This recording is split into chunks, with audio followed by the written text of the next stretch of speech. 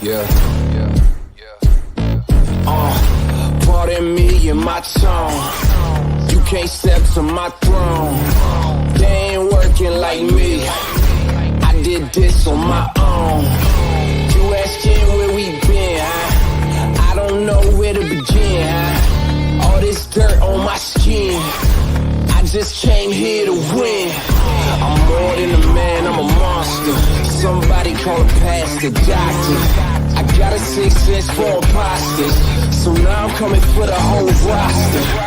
It's not a game, why you playing with me? You could double back, lose track, try and hang with me. It must be in my veins, something you can't tame, cause I break the chains. Can't control me. I got the power, I got the keys, cause I break the chains. They try to hold me, I'ma push back, just wait and you'll see.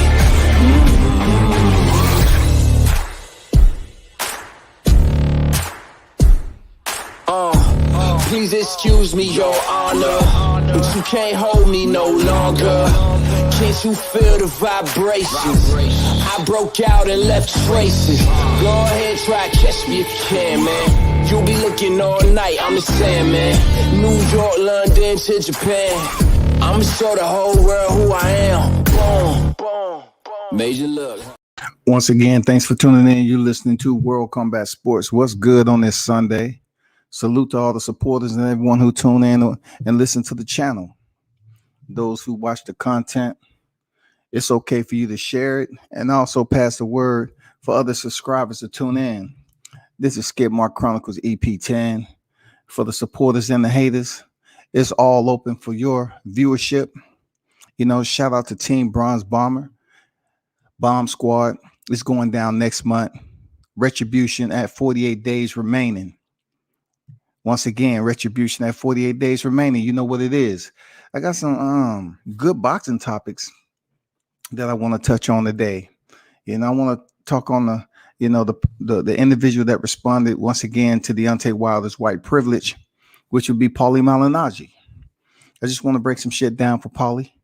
You know, I'm going to show you his entire quote for which he said. I want to touch on some things with Zab Judah, on what Zab Judah had mentioned about Logan Paul. You know what I'm saying? It's just basically some topics to speak on this Sunday.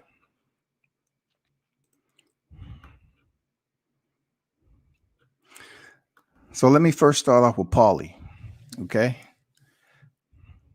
As you know, Paulie was mad back in the day. You know, he made his comments about Deontay making excuses and stuff. That was his words, not mine. He felt some type of way about it and felt that it was excuses. And he was just talking. You know, he really, went at Wilder on a personal level, in my opinion. Like a lot of fighters and fans are doing, they're going at him on a personal level. And, for a minute, people didn't understand that Paulie is outspoken. He does have a big mouth. I've seen it in person. He does have a big mouth. He was let go from Showtime due to his reckless verbal actions. You know what I'm saying? It's okay to be garrulous to a point if you are speaking in an eloquent manner. But for Paulie Malignaggi, he sometimes don't care what he talks about, when he talks about it. He don't care. He just blurts it out and think later. And that's called being impulsive. Michael Johnson Boxing talking more in the building. What it do, bro? What's good with you? So let me put this up here for what Paulie said about Deontay Wilder. It says, I think Wilder's going to get absolutely eviscerated in this fight. Remember what that word eviscerate, okay? I think he's going to get smoked to where he's never going to be the same again, because he took a bad beating the second time around. The first time I thought Fury outpointed him. So I asked for that beating again. So to ask for that beating again, I don't see where he's going. What is going to happen when you're starting to get back up by Fury again, and he's putting a beating on you. And you can't blame white privilege. Fury not bigger than you because of his white privilege. He said Fury's not bigger than you because of his white privilege.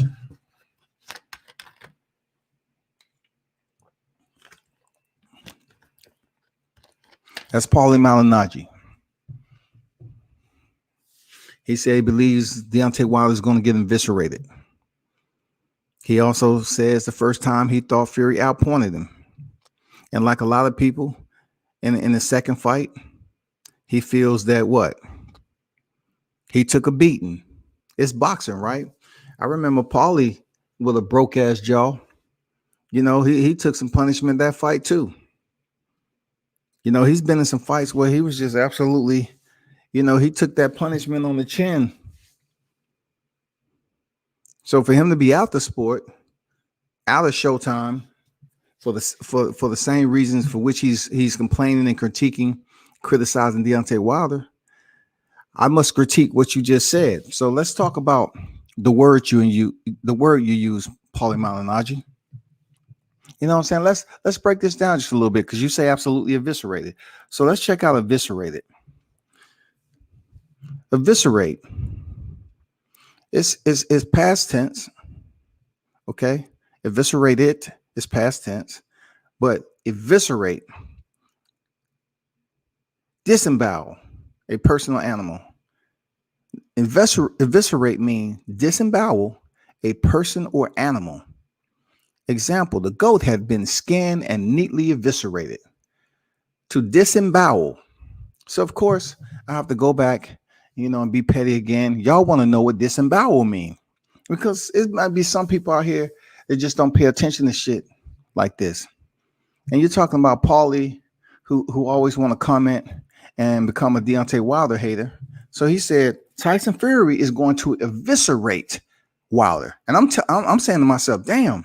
Maybe Malik Scott, Chris, Tay Jones, maybe they need to come in that motherfucker with armor. They need to hire the National Guard or something, because this is boiling down to evisceration, to disembowel a person or animal. So let's go to disembowel. Disembowel means to cut open. This is what I mean. A team might need the National Guard.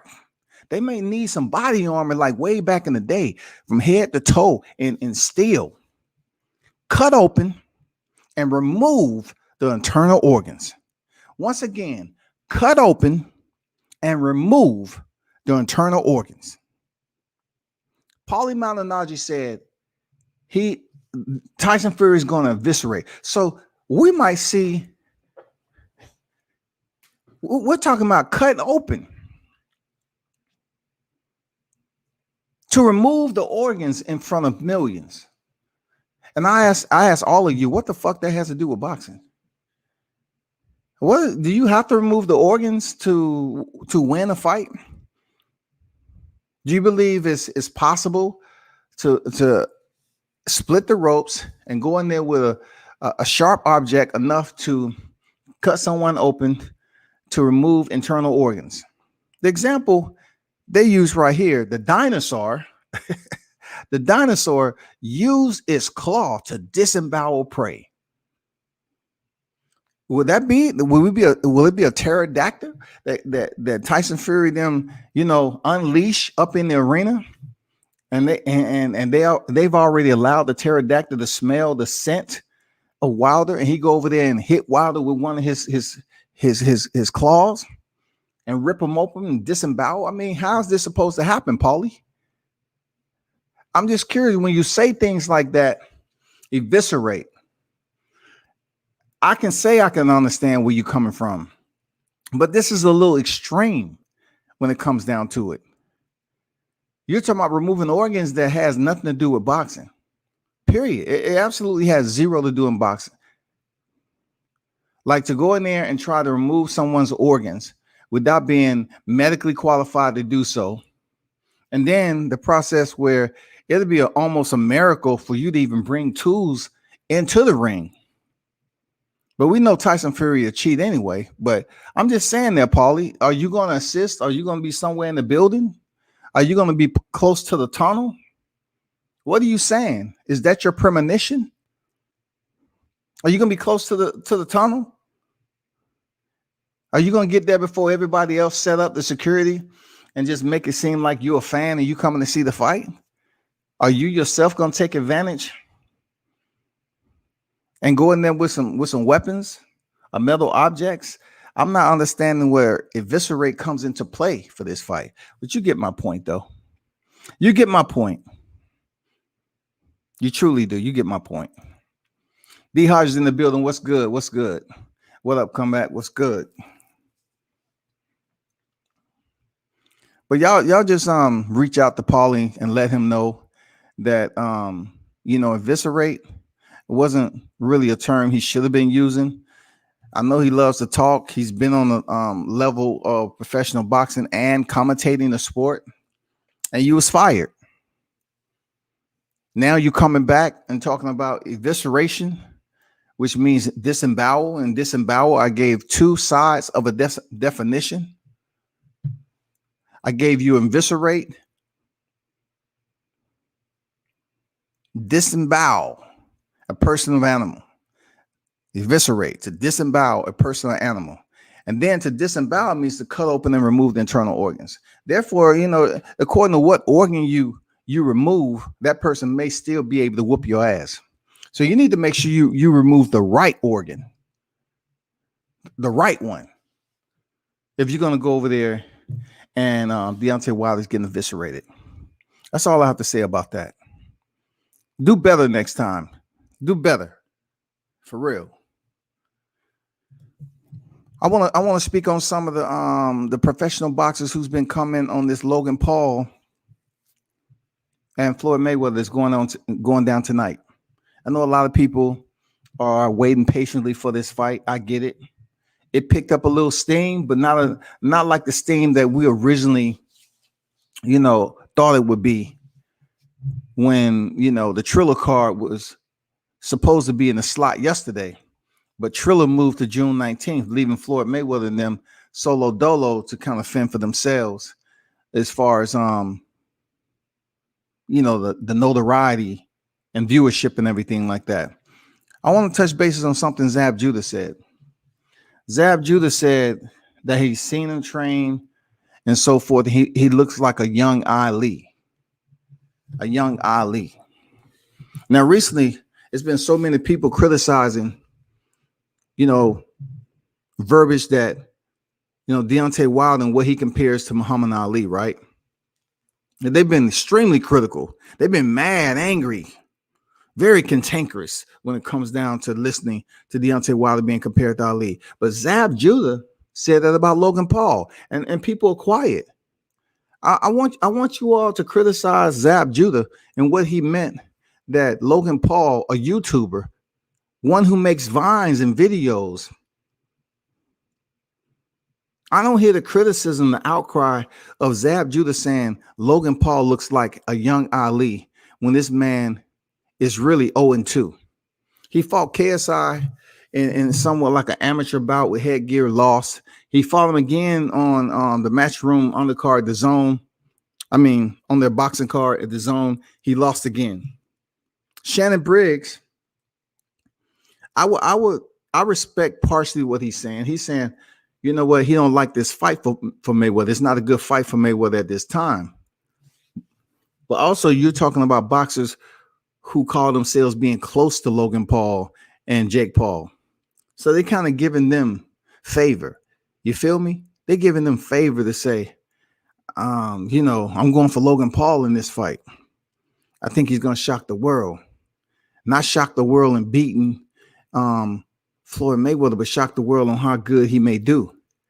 I'm like, okay, so you're telling me the shock is going to come into play if Logan Paul performs well but loses? Please clarify that, Shannon Briggs. Like, you're trying to tell me shocking the world for Logan Paul at this point, where they're trying to build this guy up along with his brother. If he performs well against Floyd Mayweather, he shocks the world. But if he winds up losing, people are gonna look at it like, oh man, you performed great in there, man. You did better than what we thought you were, man. Come on, who's next? Who do you want next, Logan? Because obviously you fought the best of this era, a boxing legend, and Floyd Money Mayweather, and you did well. You gave a good account of yourself. So who's next? Who's next? Who do you want? You fought the best. So it's you know, who else is out there that you can pick?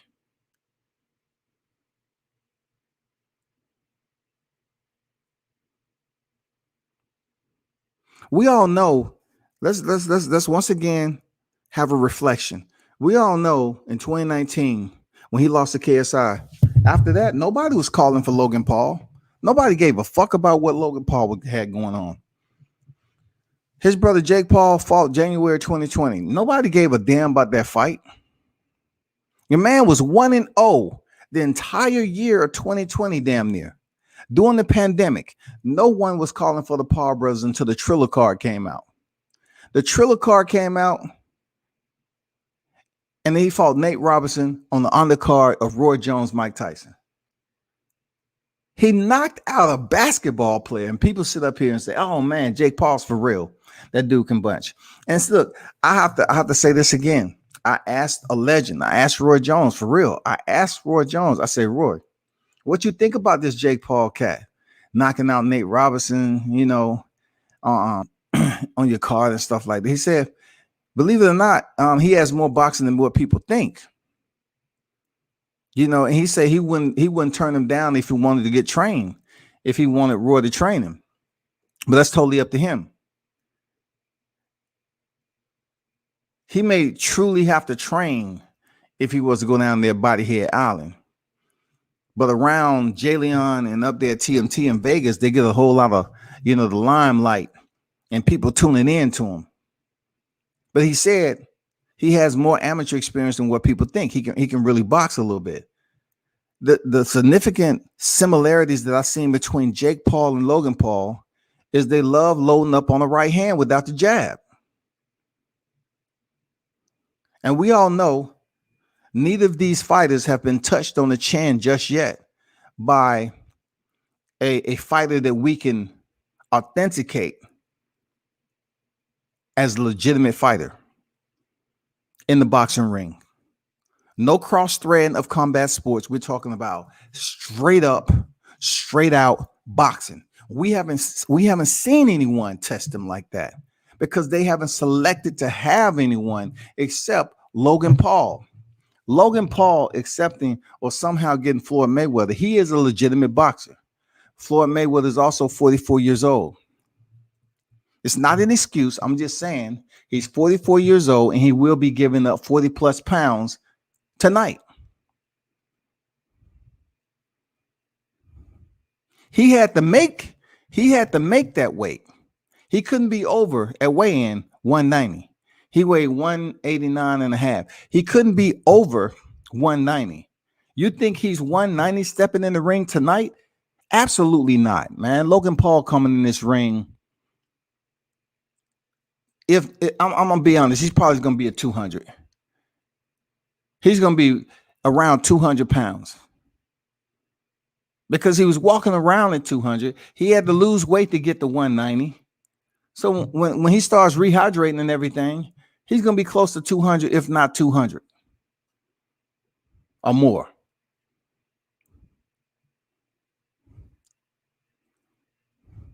One thing you can tell about Logan Paul is that, you know, these guys have been in the weight room. You know what I'm saying? They've been in the weight. They're working on strength rather than endurance. The way he was standing up there next to Floyd, he was flexing his back and shoulders and delts. He was trying to give that frame to the photographers to make him look big. You know what I'm saying? To make him look like he was imposing over Floyd Mayweather, who had both feet. Check this out. Floyd Mayweather had both feet. He had a stance like you would walk up to somebody, non-threatening, and both of your feet heels side by side, and you're looking at somebody. Floyd wasn't framed up with 1 foot back like Logan Paul because he didn't feel like he needed to. But for the cameras, Logan Paul did what he had to do. Framed up, squeezed, tighten up his back, make his muscles pop, did everything for the camera before he even stepped to the face-off of the weigh-in. He was on stage, rotating his arms and shit. He was wheeling his motherfucking arms like he needed to get himself loose. I called it, trying to shake off that nervous energy because you're now facing off with an individual that's already been on this stage for 25 years. Like Floyd has been on this stage before. It's nothing new to him. I truly believe Floyd when he says that, height is not going to win your fight. Height and weight don't have anything to do with it. It's the boxer. It's the skills. And Floyd, in his mind, he still believes that because he's shown us so many times over and over that what? He makes shit look easy. Floyd make this shit look easy.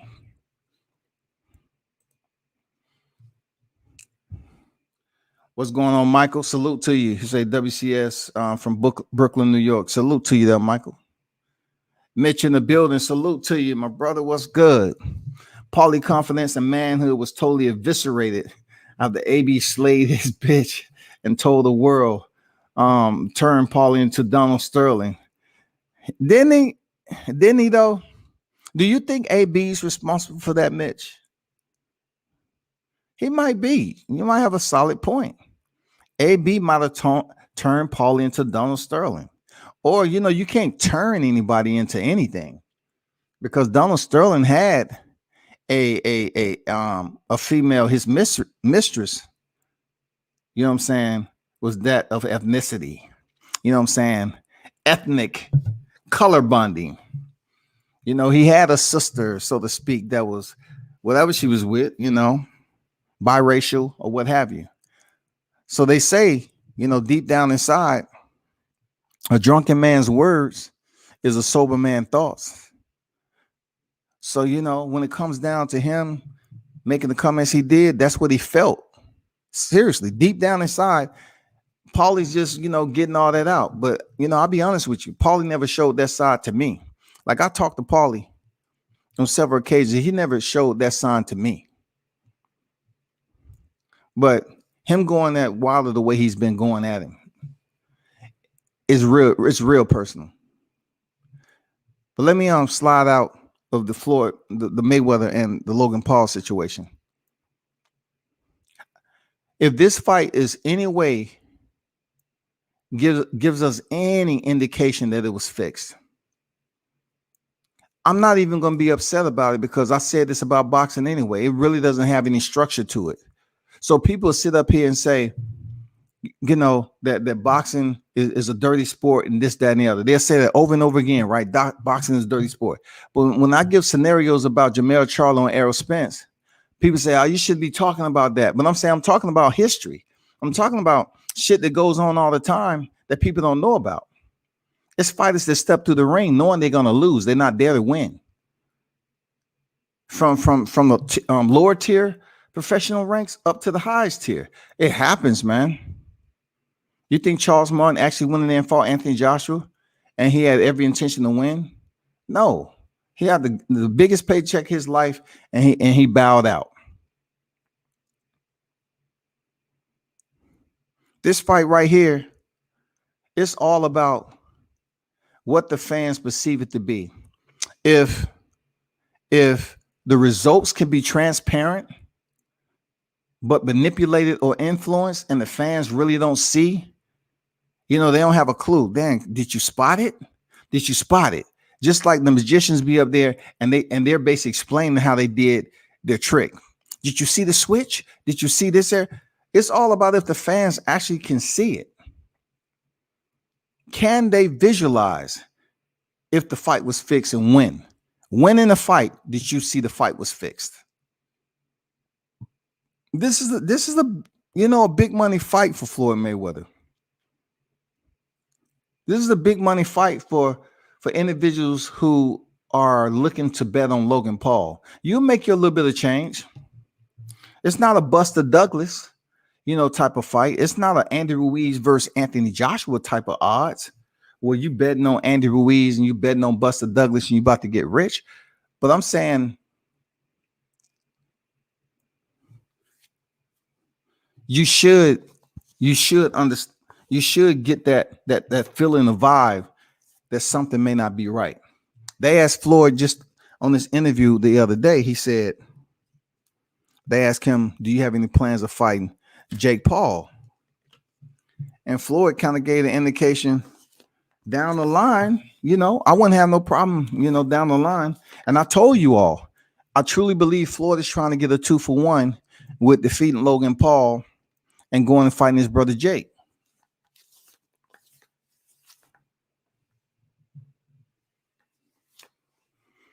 He said that on the interview. He look, if Floyd Mayweather fights Jake Paul on Showtime, he's going to make over $100 million. He's making over $50 million for this fight with a YouTuber. And from what I'm hearing, the new stats, because I thought,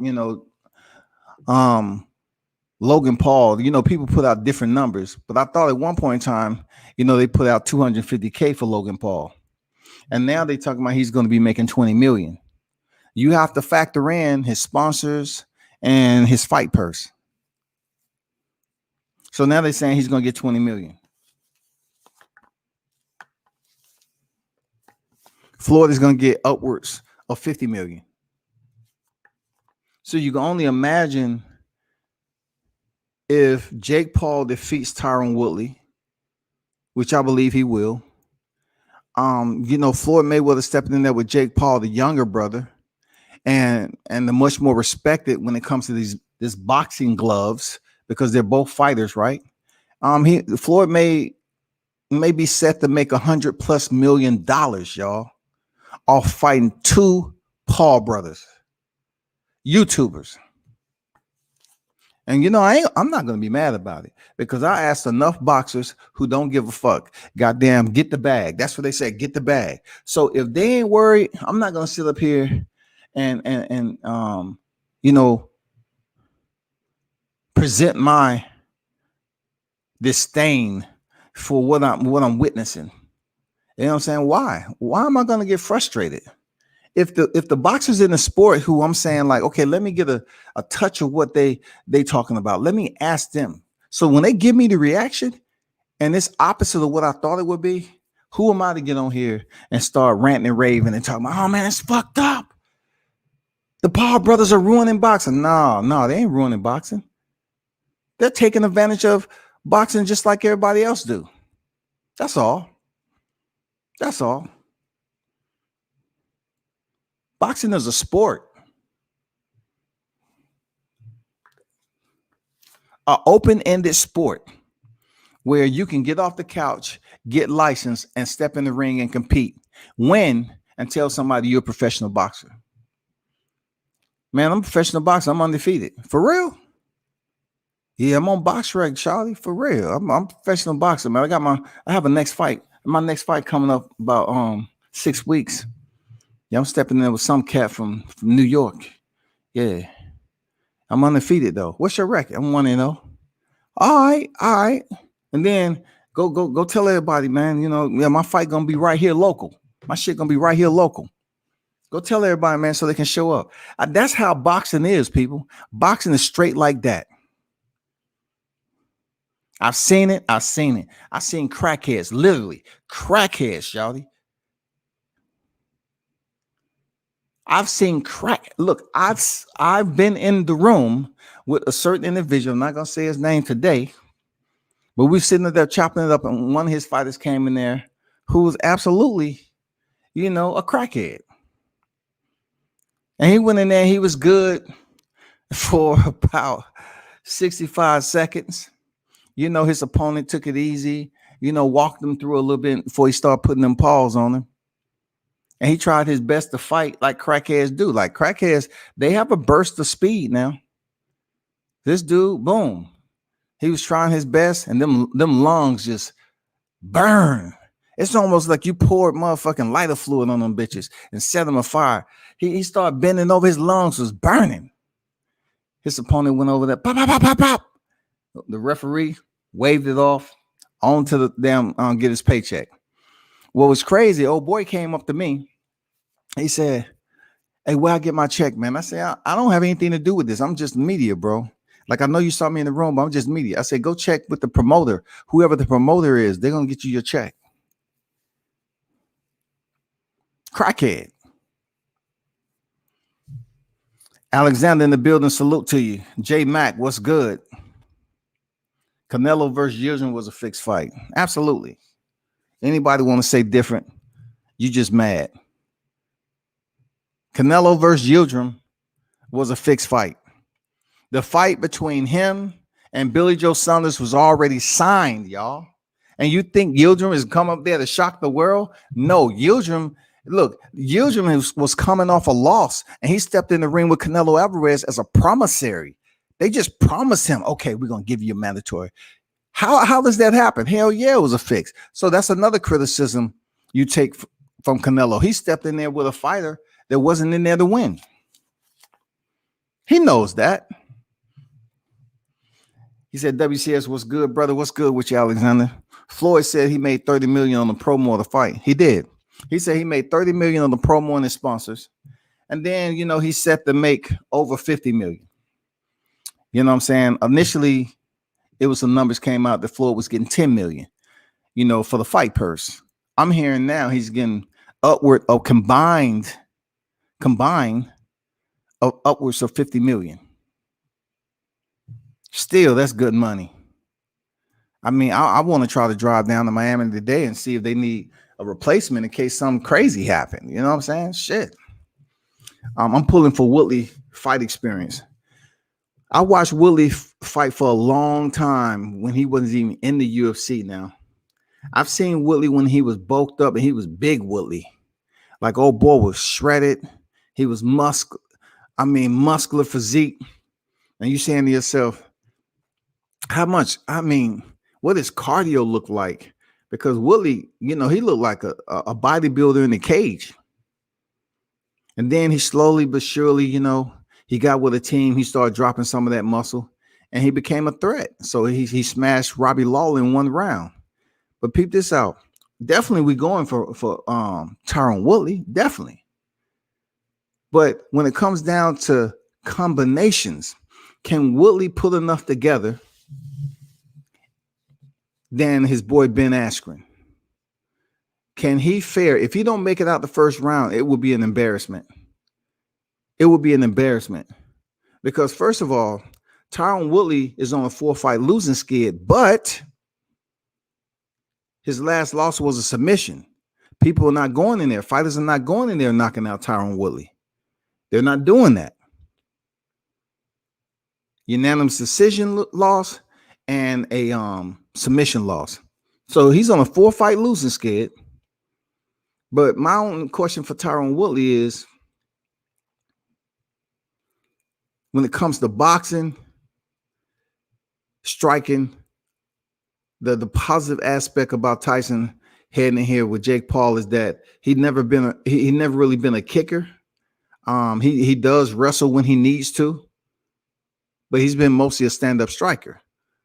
So the plus is for him being able to move around, keep distance between him and Jake Paul, and he has this blitz. I know he can't get out of habit. Tyron Woodley has this habit of blitzing with a 4 to 6 punch combination. Will he be able to land his most effective right hand on Jake Paul? Because what I seen with Ben Askren, Jake Paul, he stood there in the pocket and he was willing to trade with Ben Askren. If he does it with Tyron Woodley, will Tyron be able to land that right hand and touch him on the chin? And will the results be Jake Paul being stretched out under the light, sunbathing? Can Tyron do it? Tyron has to make it out of the first round with this dude.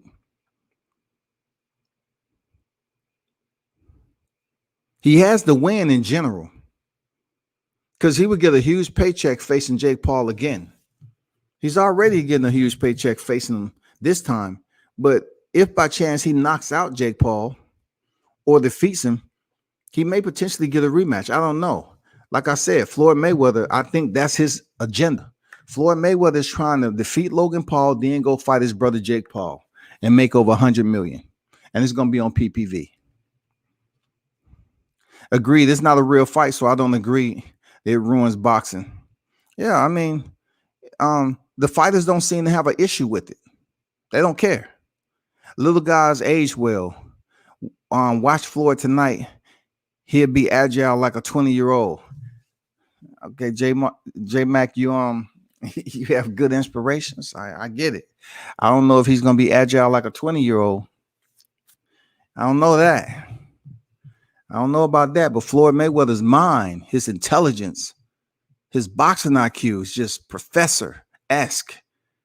And, though your mind may be as proficient as Floyd and educated in the sport of boxing, your physical mechanics may be steps behind what your mental process is. That's just the way it goes. Your mind, a guy like Floyd, he took care of himself, didn't drink or smoke. His mind may be telling him to do certain things in the ring, but his body mechanics may not be firing off the way he would like. The term cab driver is an old school term.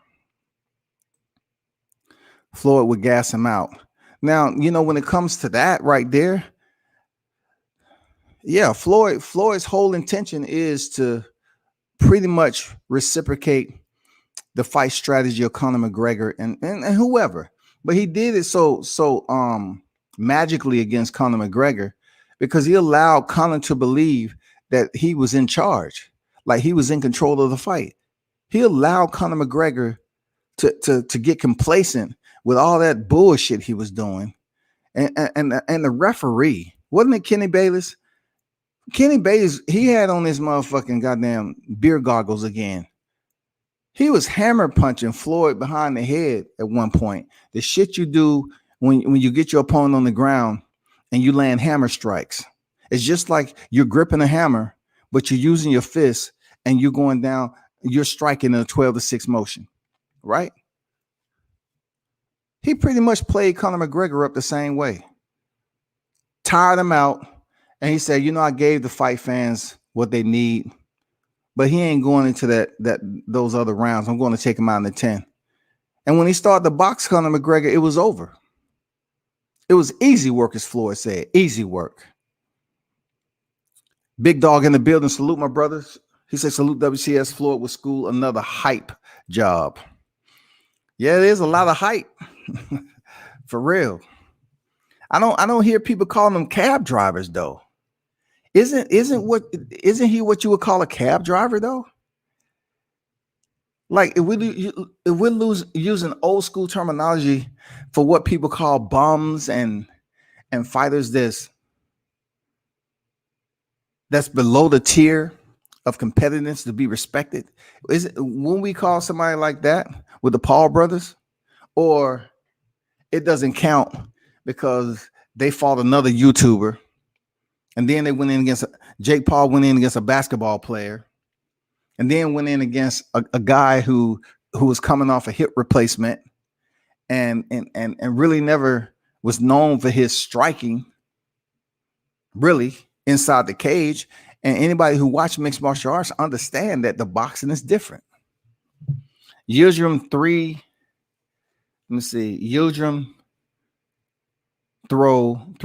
10 jabs and called it quit. Yeah, that was man, that shit was bullshit. And another fight we can say that was fixed too. Because Canelo fans will be knocking on the door. Hey man, you hating on Canelo, amigo? They think because they talk loud and shit, they'll come over here saying something no one's heard. Canelo fought another fixed fight. Who can tell me what it was? Tell me who it was. Canelo fought another fixed fight. Michael Willie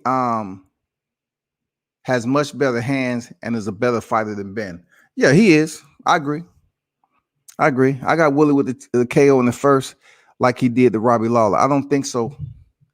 I don't think so. I don't think so because they pretty much know Woodley's predictable to a point. You know what I'm saying? Woodley is predictable to a point. You know, like if you allow Woodley to engage by pressuring you, he's coming forward. You know what I'm saying? You might be able to catch him or whatever, you know, because some of his fights where his opponents have stalled him out, Woodley has to think how to close distance. Woodley does better if Jake Paul was pressuring him and he can counter. That would be his most effective game plan early rounds. He might have a different mindset in his boxing ring. He may try to go in there and you know, apply pressure to Jake Paul, but that's really haven't been his game. He will allow someone to come towards him, you know, off the back foot ready, back foot crack. Before you know it, his opponent is to the canvas. He on top of you. Tyrone Woodley get on top in the cage. He knows what to do. His top pressure, his ground and pound is legit. But hey, we in the boxing ring right now. You're striking with the left and right hand, and that is it. No headbutts, no collective joints that's attached to your physical anatomy. That means elbows, knees, shins, and none of that. I'm talking about forearms, none of that really. You can't strike with it. No biting. You know what I'm saying? You can still punch above the belt line or the ab protector or whatever. You can still punch above that, you know, rib cage, abdomen, whatever. But Tyrone Woodley, man, he just haven't been that guy to let his hands go. Like, I'm looking forward to see if Tyrone throws a jab. He's not really that jab type of dude. I asked for somebody to tell me what other fight Canelo was in. So J-Mac put Callum Smith. I wasn't really looking for Callum Smith, even though we know that was bullshit. What's that other fight he was in that we know it was fixed? Come on, man. Y'all some boxing heads. What was that other fight that Canelo was in that was fixed? Just think of how the Abner Yildirim Canelo Alvarez fight was, and it'll come to you very quick in a hurry. It will come to you. Just think of the Canelo and Yildirim, and that fight that I'm talking about will come to you quick. If Woodley is kept on the outside, if they look, the way you're going to keep Woodley on the outside is you have to apply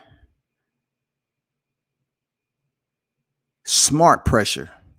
Smart pressure is within range, but not too much in range, to the point where Woodley will have to overextend his power shots because he ain't known for jabbing. Like I seen Ben Askren in the open workout, and he was throwing the jabs off the mitts. That's why the mitts are bullshit. This motherfucker Ben Askren was throwing some damn great combinations on the mitts. I say people are like, God damn, Ben Askren, dog, he looks good on the mitts.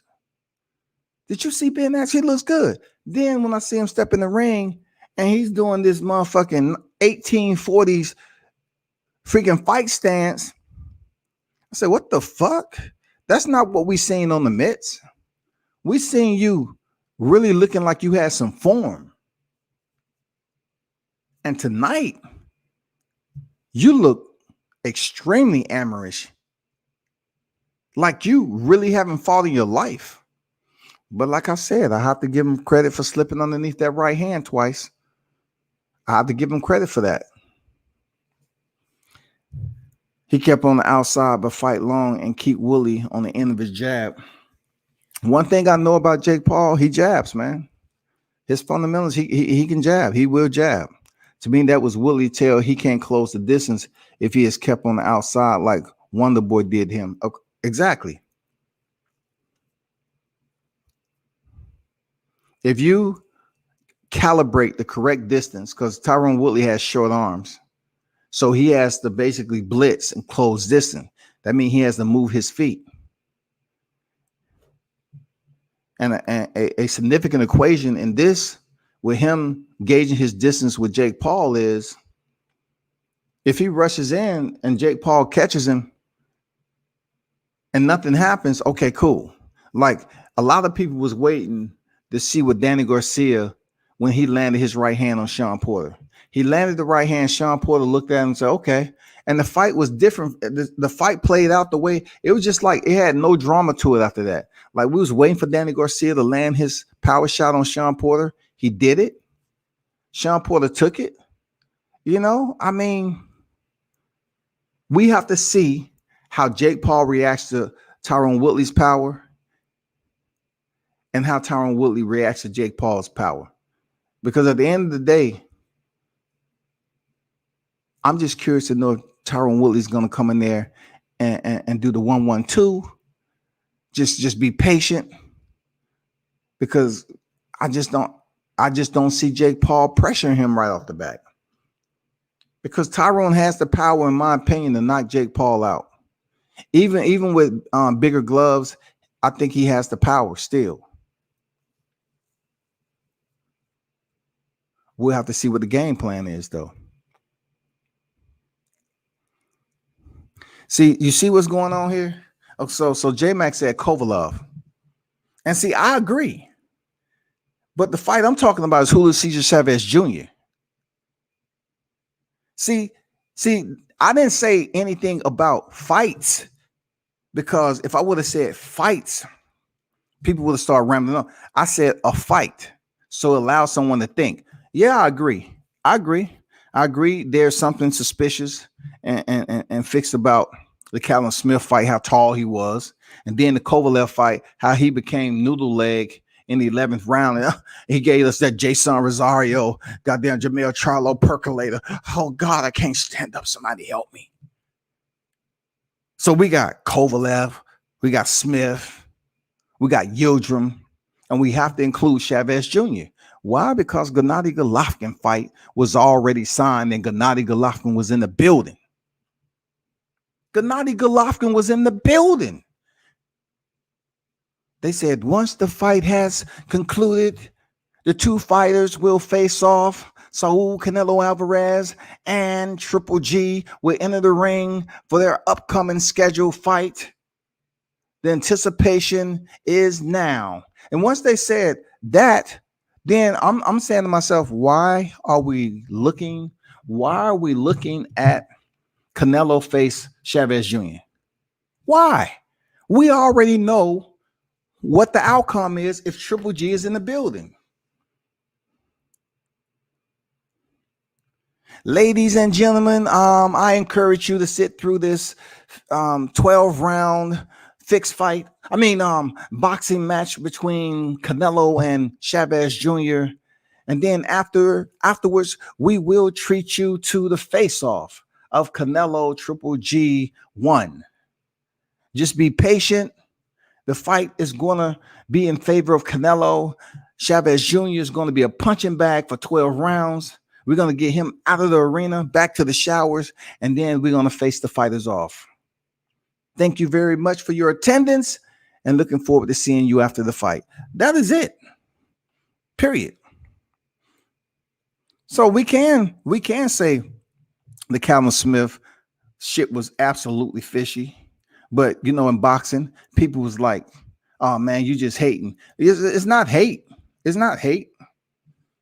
I've gave Canelo his credit for being pound for pound, and people criticize me for saying he ain't pound for pound. And the reason why they're saying that is the very reason is what's in this live chat. You have Sergey Kovalev fight, who it looks weird. He all of a sudden just loses control. Callum Smith, much taller fighter. And he did absolutely zero in that fight to defend his title. Abner Yildirim shouldn't have never been in the motherfucking ring. They attempted Canelo attempted to say, okay, can y'all approve the fight for the WBC? No? Okay. He comes back around. Come on, bro. Come on. He scoops that shit up with Callum after he tried to get that WBC with Yildirim. He just went in there with Yildirim, did what he, have a dance partner to move around. Boom, get him out of there. Chavez Jr., same way. They announced a Triple G fight that it was already signed before he stepped in the ring with Chavez Jr. Predetermined fights, man.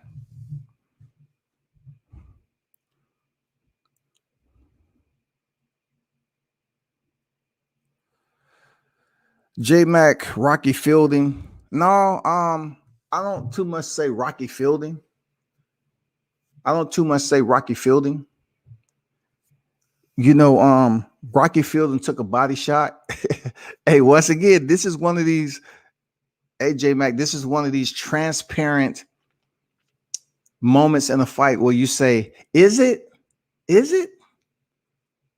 Or no? Is it truly something that was predetermined with Rocky Fielding going out in the third round, or no? Did he actually, did the body shot hurt like that? Because look, the reason why I'm asking, because Canelo does go to the body now. He does go to the body.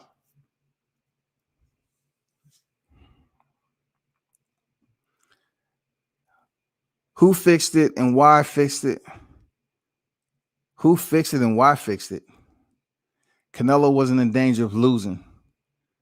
Nobody said he was in danger of doing anything. You don't have to be in danger of losing. It's just a fight that's after the fight that you have to attend to. You know what I'm saying? Like, who fixed it and all that.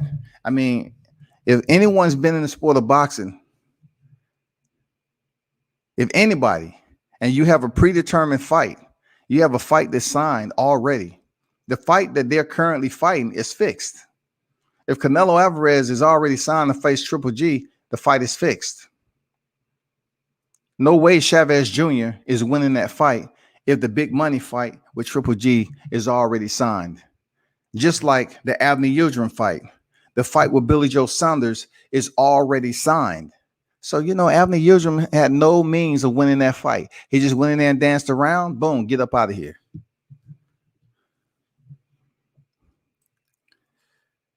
D-Ray in the building. What's good? Kovalev threw his right hand 3 times. And look, this is media.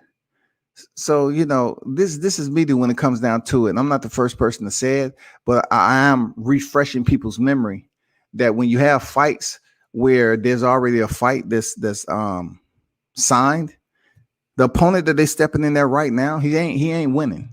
He or she is not winning. Boxing is a business first, period.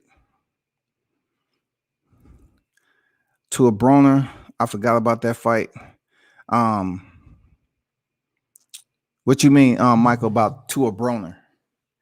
To a Broner. Trying to figure out what you're talking about. Broner. You talking about Broner in Santiago? What are we talking about?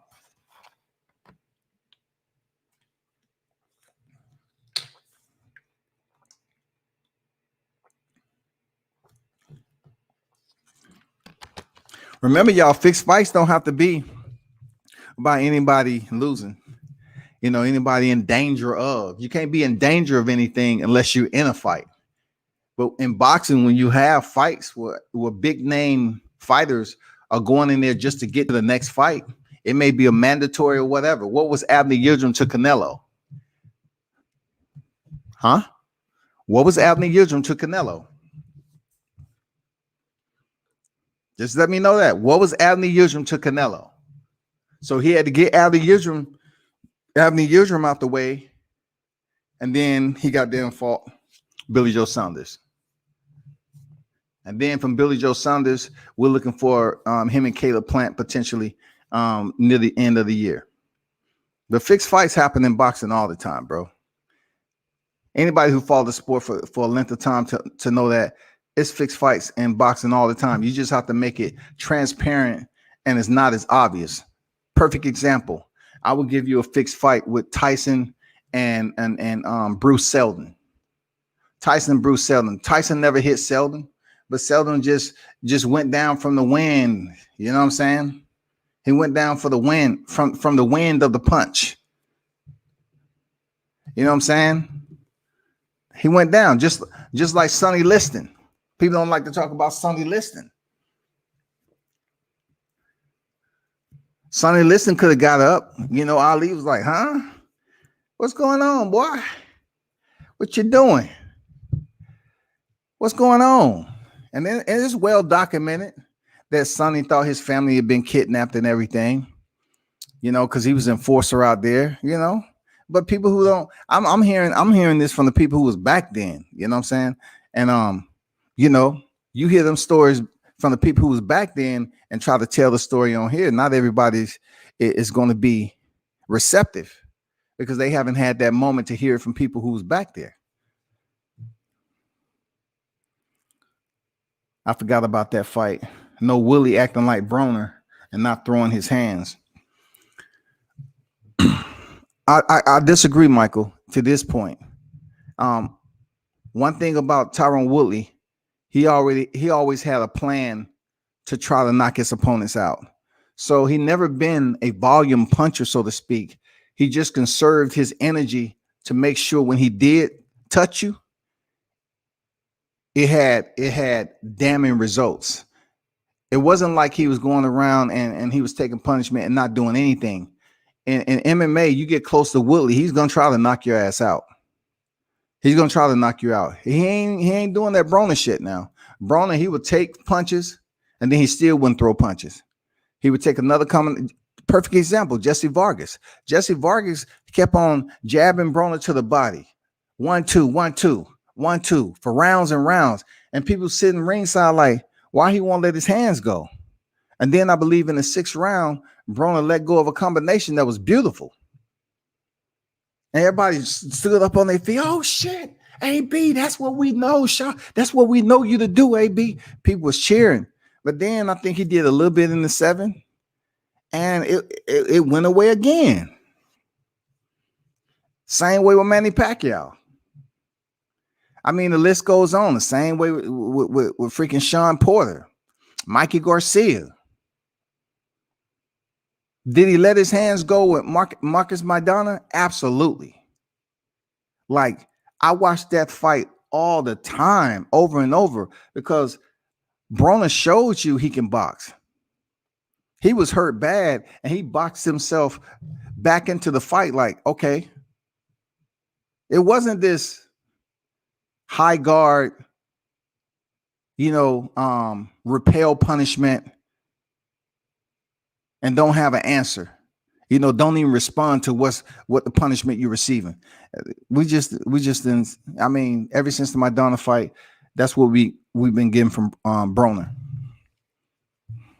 Whitaker versus Chavez was disgusting. Whitaker versus Ramirez too. But you're absolutely right, J Mac. Whitaker versus Chavez was absolutely disgusting, distasteful, and it was a robbery. Absolutely. But people seem to forget about it. Absolutely, I agree. You're right. People, they're not forgetting about it. They just don't want to talk about it because of Chavez Jr. But yet, you have people talking about Chavez is a bum because he didn't fight nothing but Uber, Lyft, and motherfucking cab drivers. See, boxing, they just have a different language. Everybody's speaking a different language in boxing. You might have a group of people who glorify Chavez, and then you have another group of people say, who did he fight? You have another group of people that say, oh, his record may be extensive as far as his professional experience, but his opposition was marginal and subpar. A lot of fights that he fought on quick notice, in a quick turnaround, they was Ubers and cab drivers. What's going on, J8? He said, on behalf of World Combat Sports, we in here. You know what it is, that J8. You know what I'm saying? Shout out to J8 in the building. You getting into that 263 card this week? Yeah, of course. I just been speaking on the boxing. I know I thought about doing the Yodino Rosenstrike that went on last night, but I changed my mind because his opponent, I knew it would be a quick fight. I just didn't want to put too much emphasis. I would like to cover it, but I'm not going to cover a lot of these lower tier fights that's going on with mixed martial arts. and people are, you know, there's a disinterest in it because people, you know what I'm saying? Like I will cover every card in a different circumstance, you know, because it's education to me to look at them. But yeah, that 263, absolutely. Absolutely. Blueprint in the building, Blueprint Sports. Salute to you. Salute WCS. Will you be on the silly exhibition fight? Will you be on for the silly exhibition? Absolutely. I have an interview with Jihad Tucker at 5:00. Jihad Tucker is a welterweight. He's 3-0 undefeated. I have an interview with him at 5:00 today. Good guy, tough fighter. He's the one that came in. He's LeBron of boxing. You know, he was the one to do it. He was signed with Top Rank, you know, managed by Jay Prince. He had his first fight on that was televised. All of his fights have been televised. He's over there out of NYC. You know, his IG is whois_Jihad Tucker. So check him out, man. We're gonna chop it up again. You know, he has a fight coming up next week, June 12th. You definitely got to check that shit out. You know, check out Jihad Tucker, man. Pay attention to him. You know, he's doing what he do. He's undefeated 3-0, going in there for that 4th professional victory. That card last night was average. Yes, it was. But me, when I look at cards like that, I understand what cards are going to be average and which ones are not. But education-wise, if you're really following mixed martial arts, you have to study and look at fights like that to see what's changing. You know, what is this fighter might be doing different? Where's this fighter from? Did he come from the Contender Series, or has I seen him on the undercard before? He might have came on the undercard, you know, before and won, but now he's in there with a tougher opponent that might be on a losing streak, a 2-fight losing streak. So they match him up. You know what I'm saying? The back and forth. You're just trying to see, okay, are they growing or are they just all hype? You know what I'm saying? Just like Johnny Walker. Johnny Walker was all hype until Corey Anderson shut him down. And it's been taking him a while, just like Kevin Holland. Kevin Holland was going over there and there's a lot of hype, but he had two losses that he basically just stayed on his back the whole time. They're like, what are we looking at? And then you get Rose Namajunas, who gets spiked on the head by Jessica Andrade. Jessica Andrade goes in there against Weili Zhang from China. She gets stopped in the first round by Weili Zhang. Then Weili Zhang turns around, faces Joanna Jędrzejczyk, who Thug Rose Namajunas defeated twice to get the belt. She defeated her to earn the title and then defended against Joanna Jędrzejczyk. Ever since then, that defeat from Thug Rose, Joanna hasn't won. So when she got the opportunity to go in there again against Weili Zhang, she lost. Thug Rose come back around on Weili Zhang's second title defense, and she gets knocked out in the first round from a high kick. It's crazy. That's why I pay attention to the sport the way I do, so I can speak on it. Not like some people up here saying that Tyrone Woodley is still a bodybuilder and bulked up, and they're looking at his old freaking Strike Force picture where he didn't even have a camp, like he didn't even have a gym he was in. He was almost self-trained and shit. People who speaking on mixed martial arts, man, you got to do a better job. Real talk. That's coming from WCS. Don't criticize me and you won't get on here and talk mixed martial arts with me.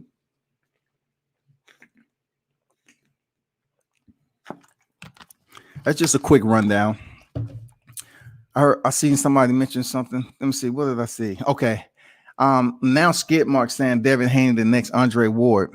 Man, SKIDMARK don't know what the fuck he talking about when it comes to boxing.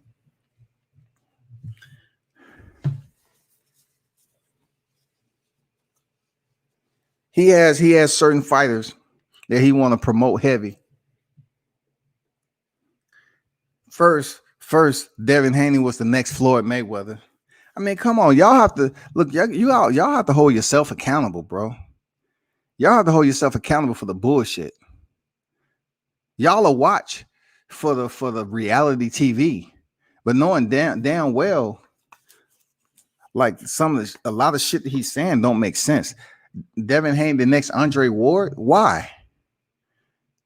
What comparisons? Devin Haney's not a gold medalist. He quit high school to pursue boxing. He's not a gold medalist, first of all. So why compare? Look, why are you not looking at some of the black media that will compare a black fighter to other black fighters? Just compare that fighter to himself. Like Jahad Tucker, for instance. I can't compare Jahad Tucker to another black fighter. He has his own style. I can't compare Michael Williams Jr. to another fighter. He has his own style. Why do we sit up here and take a black fighter and compare him to another black fighter? Like, what? You don't want to say, oh, well, Devin Haney, the next Lomachenko.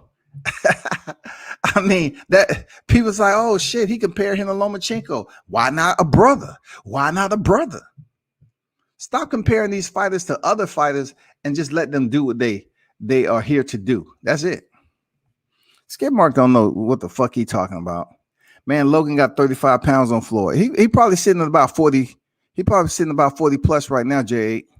It's fight day too. He ate and everything, man. Come on. He's gonna be a light heavyweight. Man. Seriously, man. He's look, a light heavyweight is 175, man. He's gonna be damn light heavyweight, damn near cruiserweight. A bridger weight, whatever you want to call it. Logan got 35 pounds on Floyd. Floyd slipped up one time. It might be an early night for him. So J8 saying Floyd slipped up. Oh shit. Oh shit, man. Y'all tripping. Some of y'all tripping, man. But look, there go the link for those of you who want to speak on this fight or anything else, man. I don't know why y'all not willing to. I know I don't do panels all the time. I know that. This I know. But the link, when it's there, if you ever seen people jump on the panel before, it's not all that rah reality TV. Spit your shit and keep it moving. It's just like that. Talk your shit and keep it moving. I mean, it is what it is. Talk your boxing. You know what I'm saying? But J8 isn't the only person that's believing that Floyd may go night-night. There's a lot of people believing that Floyd might go night-night. Why? Because once again, it's Apollo Rocky syndrome. You know what I'm saying? It's Apollo Rocky syndrome, dog. People look at the physique. And the first thing they have to do, they have to look at the white fighter's physique, right? Because that's what makes money in the sport. Mexican black and white black, black white, however you want to phrase it. Do you know most of the time it has to be a physique like, oh man, so-and-so looks imposing. Conor McGregor, look at his physique. Listen to his bravado. And then what about the Paul brothers? They come in here, physique. They have to come in there with some type of damn physical structure for people to talk about in the media. Oh, he's much bigger. He looks much more stronger. I told you about yesterday. Did you see how Logan Paul was standing? He was posing. This ain't Pokemon, nigga. You're there with 1 foot forward, your arms down by your side, you're flexing your back. You're talking to somebody who competed. You're talking about, I competed in my 40s and I was shredded. I know the pose because I did it. Look at his picture and he's flexing his delts. He's flexing his deltoids and he's tightening up his back. He's flexing his arms. Man, all that shit was practice. He's trying to look dominating for the picture because when it comes down to it, when people see the snapshot, they're going to be like, oh, shit, man, let me buy this PPV, man. Floyd might get slept tonight. I'm telling you, man, Logan Paul was there flexing like a motherfucker. He didn't have his hands up. He didn't do shit. He was flexing his entire back. I know the shit. Your back just don't look like that, in that stance unless you flexing it. Floyd was just standing in front of him like it was another day at the office. I don't even think he blinked. He was chewing gum. Why? Because you know how it is a weigh-in. You know, you get the dry mouth and everything. So Floyd's just up there casually chewing his gum like, I've been here today. I'm about to collect millions. I'm about to go in here and dance around with Logan Paul and make this money. But I want people to understand this, though. Tonight, when the bell rings, there's various factors that you have to put into play. First of all, the lack of experience for Logan Paul, the lack of experience. Number two, deep down inside, he totally understands that this is way, way out of his league when it comes to boxing. Logan Paul is extremely nervous heading into this fight.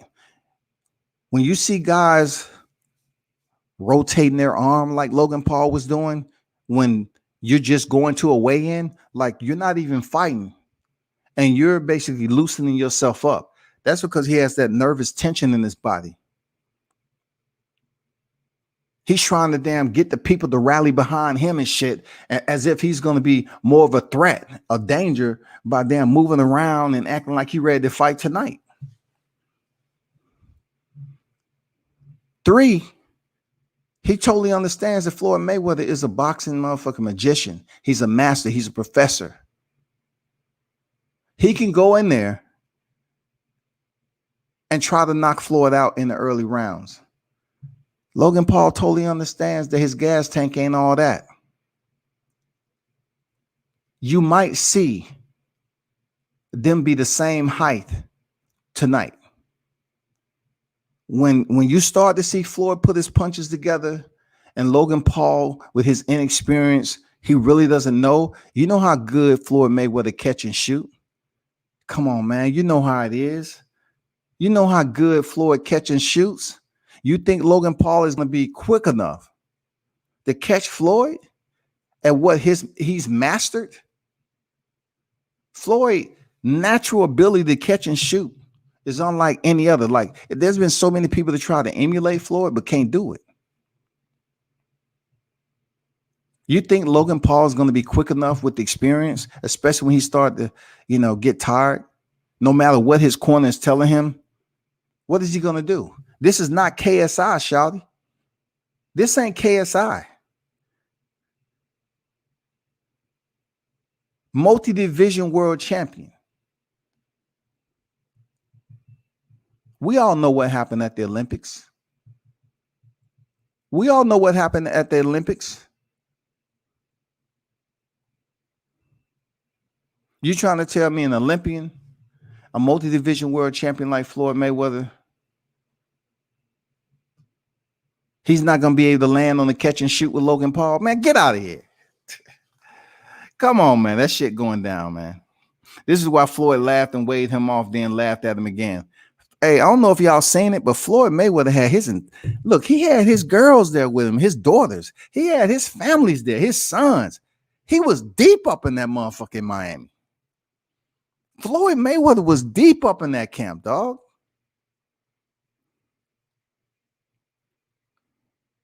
He brought the entire crew out. Does that seem like a person who's scared? Hell no, man.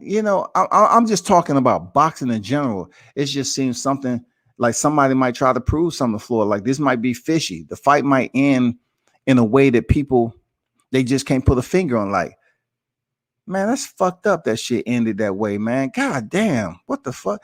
Who's going to get a cut? Sometimes when it's a cut, remember this. Sometimes when it's a cut, I want you to put in your mindset, Badu Jack. I want you to put in your reflection, Badu Jack, who they allowed the fight to continue because it was in the middle of the forehead, right? I want you to put into play Tyson Fury. Mike Tyson. I'm include Tyson Fury too. Mike Tyson and Evander Holyfield, where the doctor said, okay, you can continue the fight because it's just on the ears. That's not really obstructing his visual. Then I want you to also, I was inserting there Tyson Fury against Otto Wallin. Tyson Fury had a big ass cut on his eye and the fight just continued. I also want you to put into consideration the Jojo Diaz fight. Jojo Diaz had a nasty motherfucking cut over his left eye. His lid was literally hanging down, and they allowed him to fight on. And you tell me boxing is not shady? If you ever want to find a way, it can either be an injury that you can't see. Perfect example, Ivan Redcatch Regis Prograis as of recent. An injury that you can't see, or a cut that is transparent when it comes to fix. A fighter can fake like they injured. Anything can happen, whatever the case. And then when a cut, it's up to the exterior components, such as the doctor and the referee. The referee looks at the cut. They paying a lot of attention to the cut. Hey, doctor, come in here and look at it. Boom, boom, boom. The doctor look at it, and they start giving you that language. This can't go forward. It's too bad. It's too bad. And then you see the fighters react like, what the fuck? They give you that Deontay Wilder reaction when Kenny Bailey stopped the fight.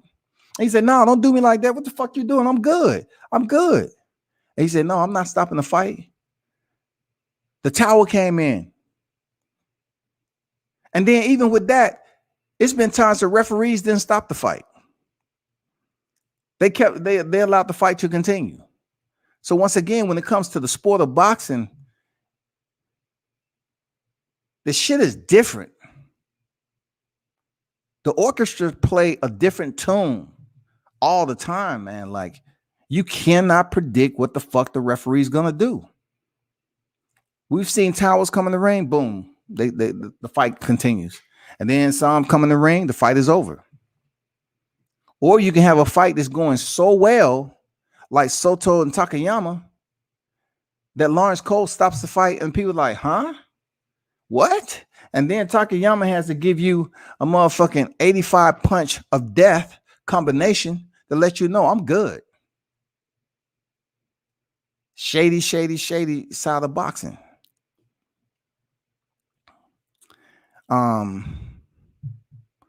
While Floyd laughed and waited on Jay Camacho in the building. What's good? He needs to fight dirty, hold him, push him against the ropes and rabbit punch. I think you mean by he. I mean, who you mean by he? Logan or he as in Floyd?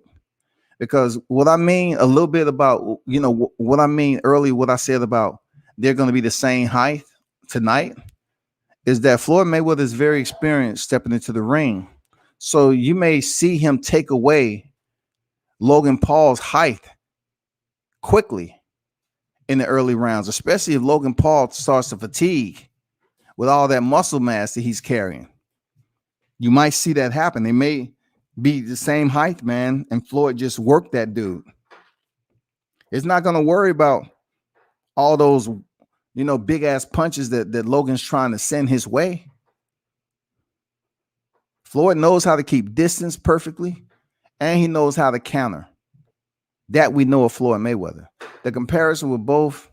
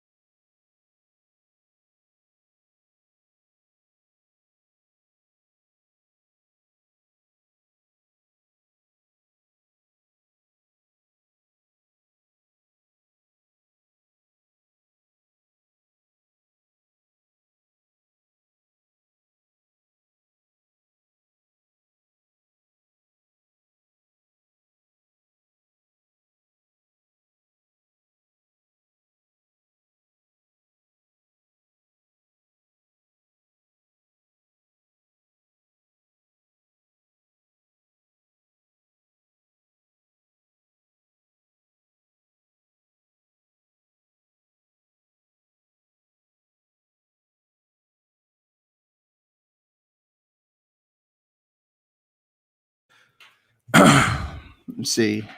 The comparison were both from the Bay. Ward was 29-15 KOs, age 29. Devin, 29-15 KO, age 22. Man, blueprint. that ain't the blueprint I'm looking for right there. Man, I mean, you can sit up here and look at numbers all day long, man. I mean, Devin's still young in his career, and he's coming off um a very good performance against Jorge Linares. And if he gets that Teofimo Lopez fight, then we'll see what it is. Real talk. I want to see the fight now, especially, coming off of Linares. I really want to see the fight. More. And also, I have to caveat to the point where Team Lopez has been calling him out even more. And I'm taking it more serious now, because for a moment I thought he was going to be moving up to 140 to potentially get a shot at the winner of Ramirez Taylor. Now that Taylor has the belts, I don't hear too much talk about Lopez fighting Taylor. I hear talks about Lopez calling out Haney. He's going to go in there and fight Haney. So just keep that to note. Logan can't crack the shoulder roll, use his weight as a weapon. Facts. Floyd by KO with check hook. I'm telling you, man, Michael, tell them to check out that Ricky Hatton fight. That shit was beautiful, right? He sent Ricky Hatton to that check left hook, shawty. Man, come on, man. Tell them to watch the Ricky Hatton fight, shawty. Come on, man. Come on, man. Don't let me pull up the Ricky Hatton fight. That check left hook, man. Come on. One of the best boxers that never lost versus a YouTuber that's never won. Yeah, man. Absolutely. One of the best boxers that never lost versus a YouTuber that never won. Man, you ain't never lied on that shit, dog. You ain't never lied. For real. You ain't never lied on that right there. You know what I mean? You ain't never lied on that. For real. But it comes down to this. We're going to see tonight. We're going to see tonight what's really good when it comes down to Floyd Mayweather, 44 years old. A lot of people think he's dipping in the well too much.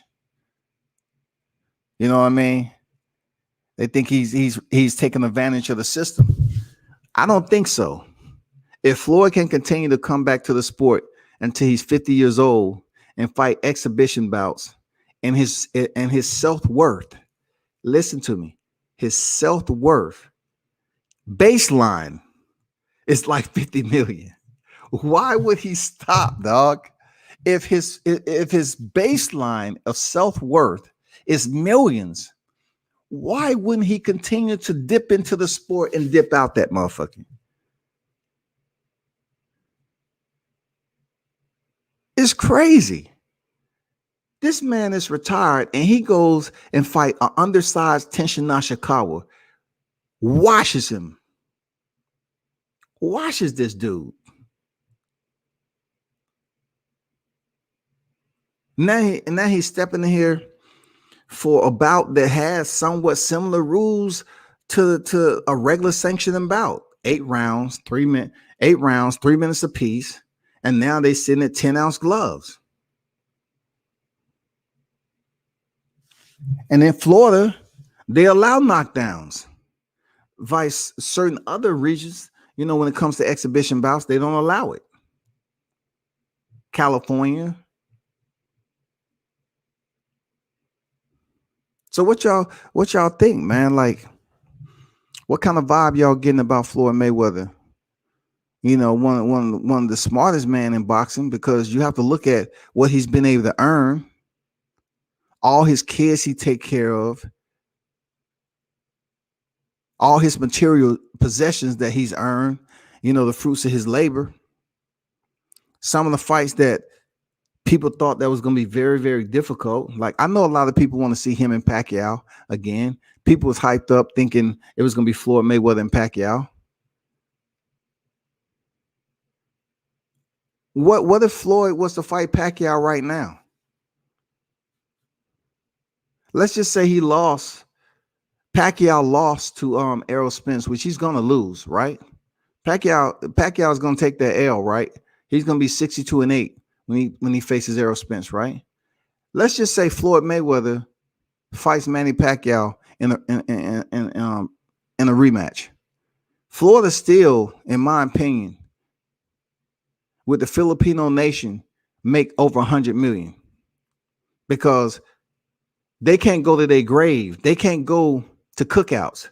They can't go to Sunday service over there unless they truly understands. Oh, no matter who's on Pacquiao's record that defeated him already, the 7 individuals who defeated him, they still hold that Floyd Mayweather thorn in their heart. They say, "Oh, God damn it, we want Pacquiao to go back. We know we can beat him." Manny Pacquiao can be 62-8. All they want to see is him and Floyd Mayweather one more time. And they'll pay. They'll pay to see that shit, y'all.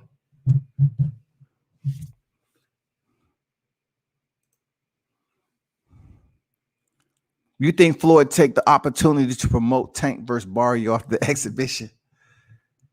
Okay, did he promote Tank versus Leo Santa Cruz, their blueprint? Did you see him promote Leo Santa Cruz versus Tank Davis? No. Let's back up a little bit. When it was the time for Tank Davis to do an open workout, what did Floyd do? Floyd took it upon himself to make it about him. The boxing is dirty. They need to clean up the sport. It's too many belts. We're like, what is he cutting weight?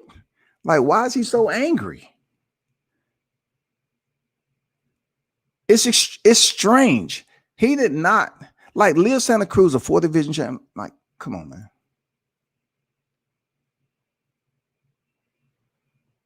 Leo Santa Cruz, a lot of people were saying that Leo Santa Cruz is going to give Tank Davis the business. Floyd Mayweather, it was little promotion for Leo Santa Cruz heading to that fight. And that was a fight where we had social distancing still. I was at the fight. It could have been better. I mean, I'm just saying it could have been a lot better, bro. But Floyd Mayweather, like you said, will he promote Tank Davis versus Mario Barrios? I don't know, man, because that shit is around the corner.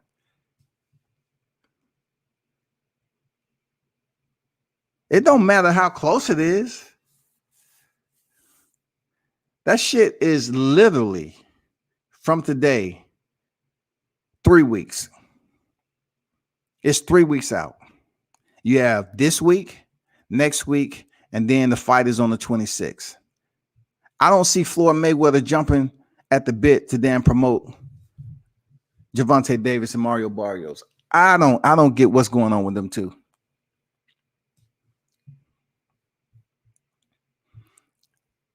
Damn good question, though.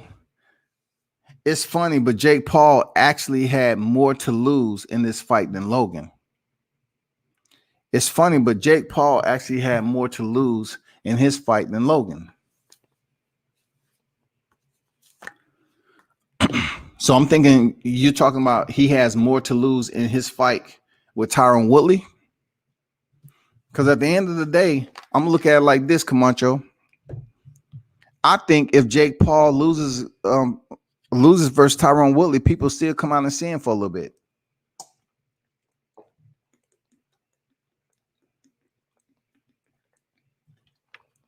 I think people still come out and see him because they got a lot. Look, you have to understand how young Jake Paul is, man. Jake Paul is young enough for him to make about 100 million easy. That's with losses on his record. I'm telling you, these Paul brothers, people are pushing them heavy, and then you have a lot of black fighters that's pushing them heavy for whatever reason. You know, you had Zab Judah talking about Logan Paul look like a young Ali. And I said, man, I'm going to leave that alone because I don't know what the fuck that's about. Like, where? How? People are all up in arms. You know what I'm saying? People are up in arms right now of what Malik Scott said about Deontay Wilder in comparison. But yet, Zab Judah say this about Logan Paul, and no one's really speaking on it. He said he reminds him of a young Ali. How? How in the God's name are we coming up with this conclusion that Logan Paul reminds any of us of Muhammad Ali? It's It's thought provoking, for real. Foreman fought pro fights past 50. Okay, true. All right. And we know the fight, but also look at it this way too. That Michael, check this out. How many years did George Foreman take off from the sport, which he preserved his body? How many years? Right? So if you calculate those years, and then for him coming back fighting Michael Moore and knocking out Michael Moore at 45 years old, you know, his body may have been more preserved as a heavyweight to do that, you know. But Floyd Mayweather, he's been in the trenches for 25. He's been in the motherfucking trenches, dog. He's been fighting. Then he decided to semi-retire, come back to the sport. He's still working out. George Foreman ain't working out like that. He might chop some wood every now and then, but he ain't working out for no fight. He's not. Honestly, think Floyd just gonna keep doing this so PBC Showbox don't go under like HBO. Now, shawty, listen. PBC ain't nowhere close to going under like Top Rank. You know what I'm saying? As far as Showbox, it is what it is, man. They have to continue to make big fights for people to tune in. You think the Paul brothers are good or bad for boxing? Because they definitely bad for the UFC. First of all, they're not boxers. First of all, okay. I know you didn't say that. I'm just saying, Jake and Logan aren't boxers. The only one that came close to facing a boxer, as we know it, is going down tonight. A fighter who's really 0-2. We haven't even seen him step in the ring with a boxer prior to Floyd Mayweather. So somehow, some way, Floyd say, you know what? I never really heard of the Paul brothers. I just got the call that, you know, Logan wants to fight, this, that, and the other. And I say, who are these guys? I didn't even know it. I say, they seen YouTubers or something? Floyd good for playing and acting like that. But Floyd knew these cats for a while. So he's jumping on the money train. He's a monetary opportunist. He's using what God blessed him with, his physical capabilities, to go ahead and play around. Floyd weighed in. Look, Floyd could not weigh more than 160. The man came in at 155. 155. And that's a blowed up 155. Logan Paul is close to 90. He was 189 and a half. So imagine what he is right now after eating and bullshitting around. For me to answer your question and say, are they bad for boxing? I'm not saying that. Look, I was the one calling them the Goof Paul brothers earlier. All right. I look at what I've heard, Camacho, from the boxers themselves, and I have to backtrack on my energy, because initially I was saying, man, that's fucked up. You know, they coming in here, they making more money from the ones who's putting in all this amateur groundwork, and then they come in here to professional just to have some YouTubers come in and take that shit away. So I talked to about 15 to 20 fighters. Just general conversation, asking, what you think about them Paul brothers shot? Oh, man, fuck it, man. Let them get the bag. Hey, man, what you think about them Paul brothers and what they doing? Like, you know, Jake Paul coming here, you know, fighting Nate Robinson and shit like that. Man, if they can get their money, let them get their money. So this is something that basically went on step by step, and I'm hearing more and more fighters talk. So I said to myself, why am I mad? Why I'm feeling some type of way that two YouTubers, I can still talk my shit. They're not boxers. They're fighters.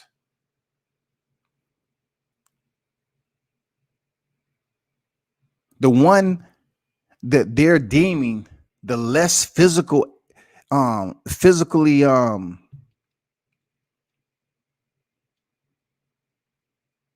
would say orientated to the sport of boxing is Logan Paul.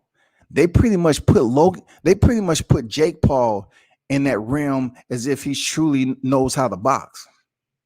But when you want to orientate the sport of combat sports, and you're talking about boxing, people are not looking at Logan Paul after his fight over in 2019 with KSI. They wasn't saying, oh, that motherfucker right there, he can box. No one was talking about motherfucking Logan Paul or Jake Paul from 2019 to the early part of 2020. It's just they start coming back to the surface with this bullshit when he fought on Triller against Nate Robinson. He flatlined Nate Robinson face first. It was the worst knockouts I've seen. Like, dude, I'm getting word that Nate Robinson didn't spar before the fight.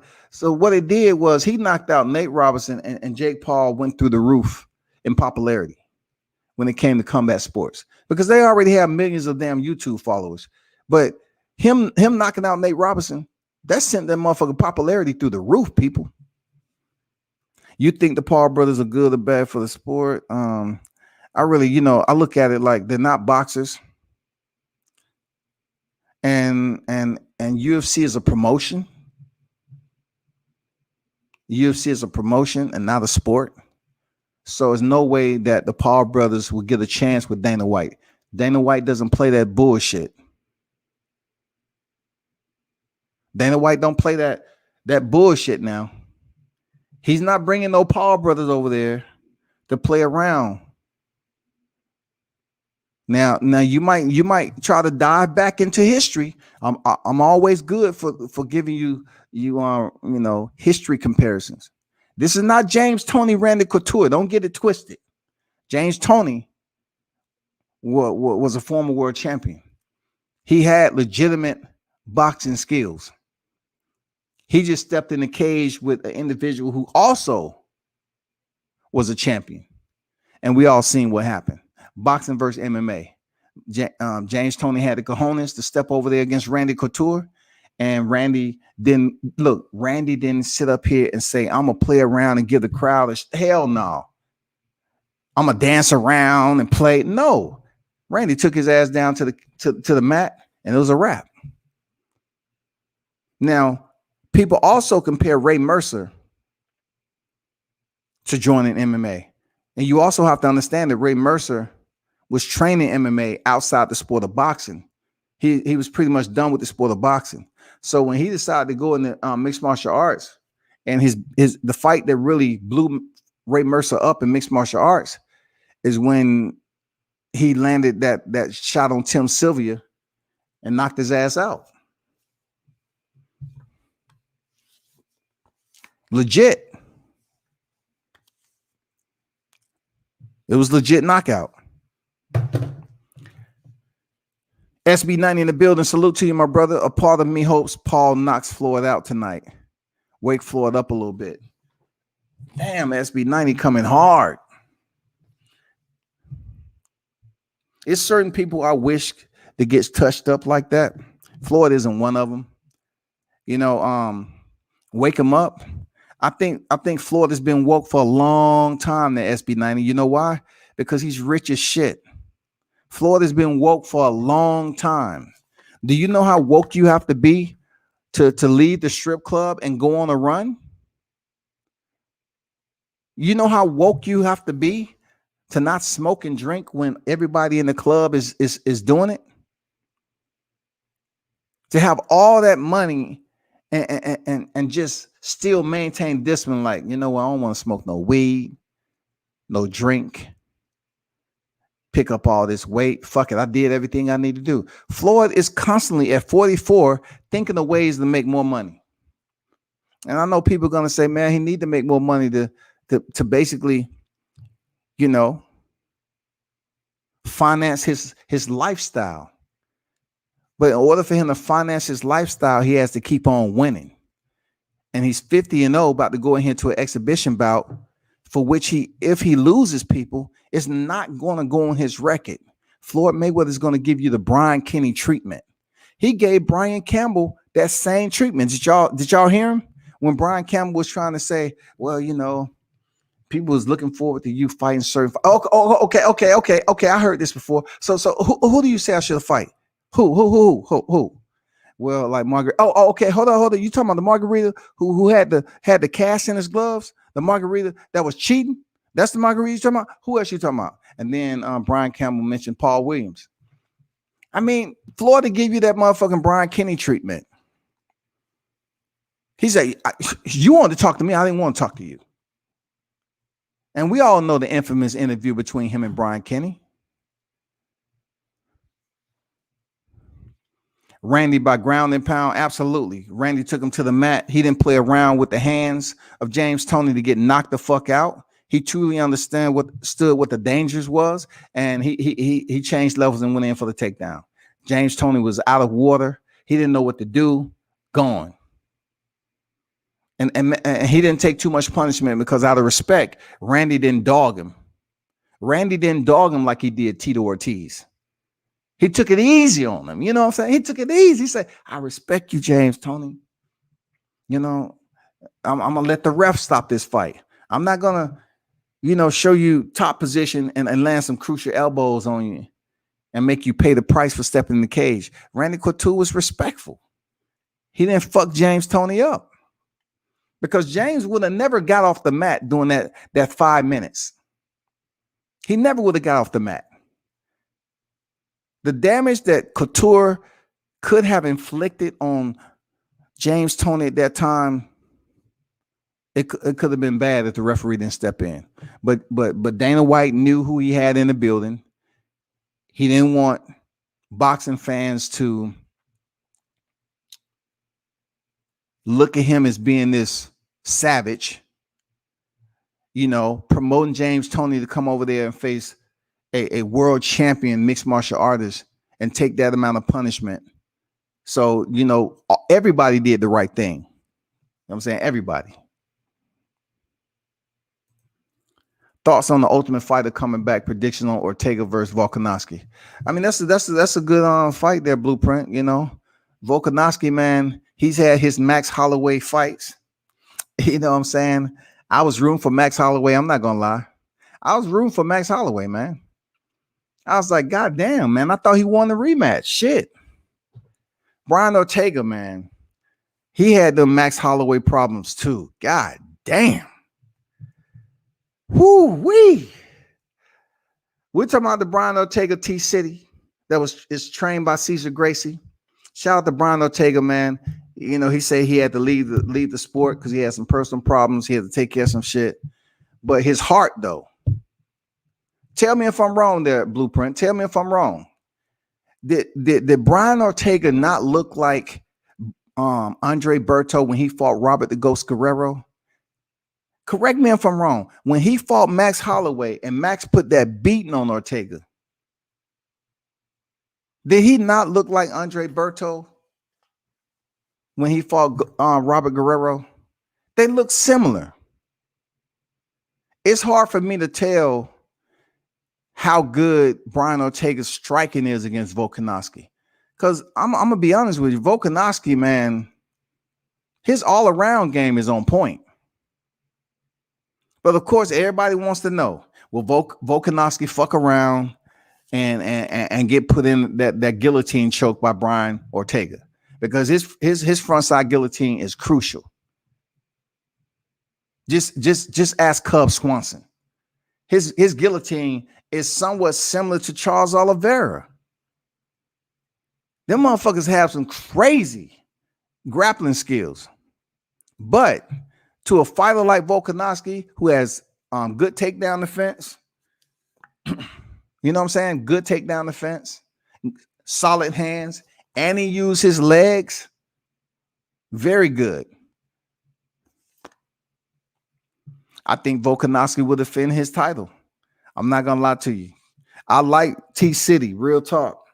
I like T-City, but I truly believe Volkanovski defends his title. And he wins. Brian Ortega is not one of those guys who kicks a lot and then like that. Volkanovski is. And his kicks are to be respected. Laughed my ass off. I like Brian Campbell, but he played himself there.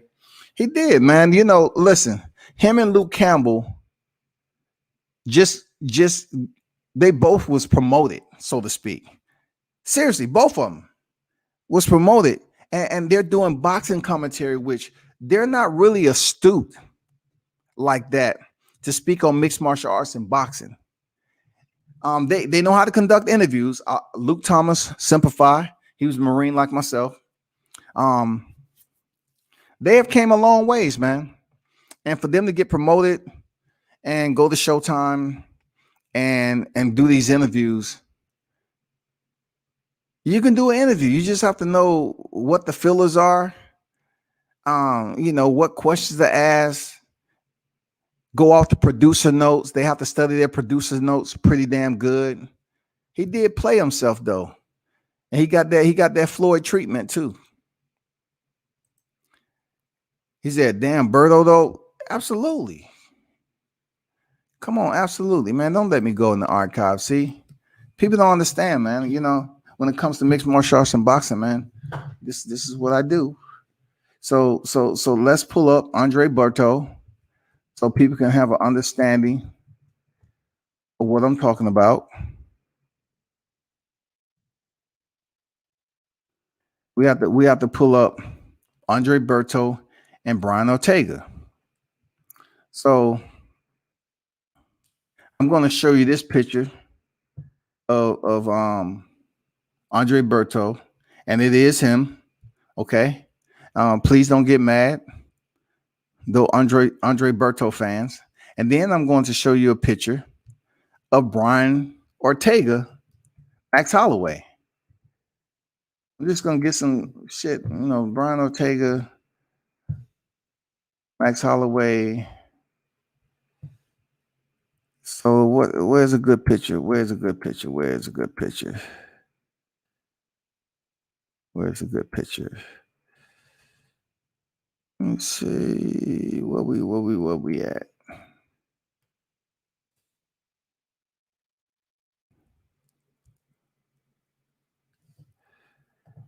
Let me save that right here. No, don't want to do that. Save that. So check this out right here. Berto still have him beat though. But they don't have the pictures after the fight on how Brian Ortega look. I mean, come on, man. There's more pictures out there than that. They just doing that, man. Man, they be taking this shit off YouTube for real, man. They be doing these fights. This Brian Ortega right here against Max Holloway. He looked way worse than that after the fight. He took a beating. So let me show you the Andre Berto, Robert Ghost Guerrero.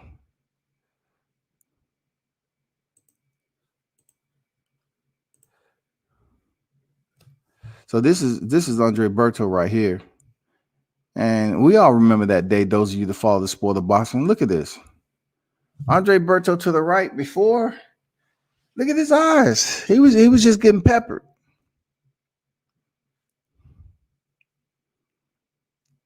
Robert Ghost Guerrero gave him the absolute business, shawty, for real. Not telling people how to spend their money, but if you're a fight fan and paying $50 for Logan Paul, but not UFC 263, I'm gonna need to revoke your card. Not everybody's a mixed martial arts fan. You know what I'm saying? I'm not gonna criticize anybody who's paying for a reality show. You know what I'm saying? I mean, that's what they want to do. They want to pay for reality. When it comes to mixed martial arts, especially a UFC card like 263, you have the Israel Adesanya, Marvin Vettori, who's fighting a rematch. You know what I'm saying? You have the champion, the flyweight champion, Davidson Figueiredo against Brandon Moreno in a rematch. You know what I'm saying? And also you have the man himself, Nate Diaz, returning. Look, Nate Diaz is 21-12. He's coming back. He has multiple losses, but he's motherfucking somewhat a legend. In mixed martial arts, with your experience, they can consider you like a legend for what you've contributed to the sport. But Nate Diaz has never been able to win a world championship. And he's going to be fighting a very tough competitor in Leon Edwards. Will Nate Diaz be able to handle himself against an opponent like Leon Edwards, who they're building up to be the next best? He's a boring fighter to me. He reminds me of Kamaru Usman to a point. but we'll see how that works. And I'm gonna leave the rest of the card alone, not to get too deep in UFC 263, because this is a boxing live. You know what I'm saying? But I appreciate you pulling that up, though. You know what I'm saying?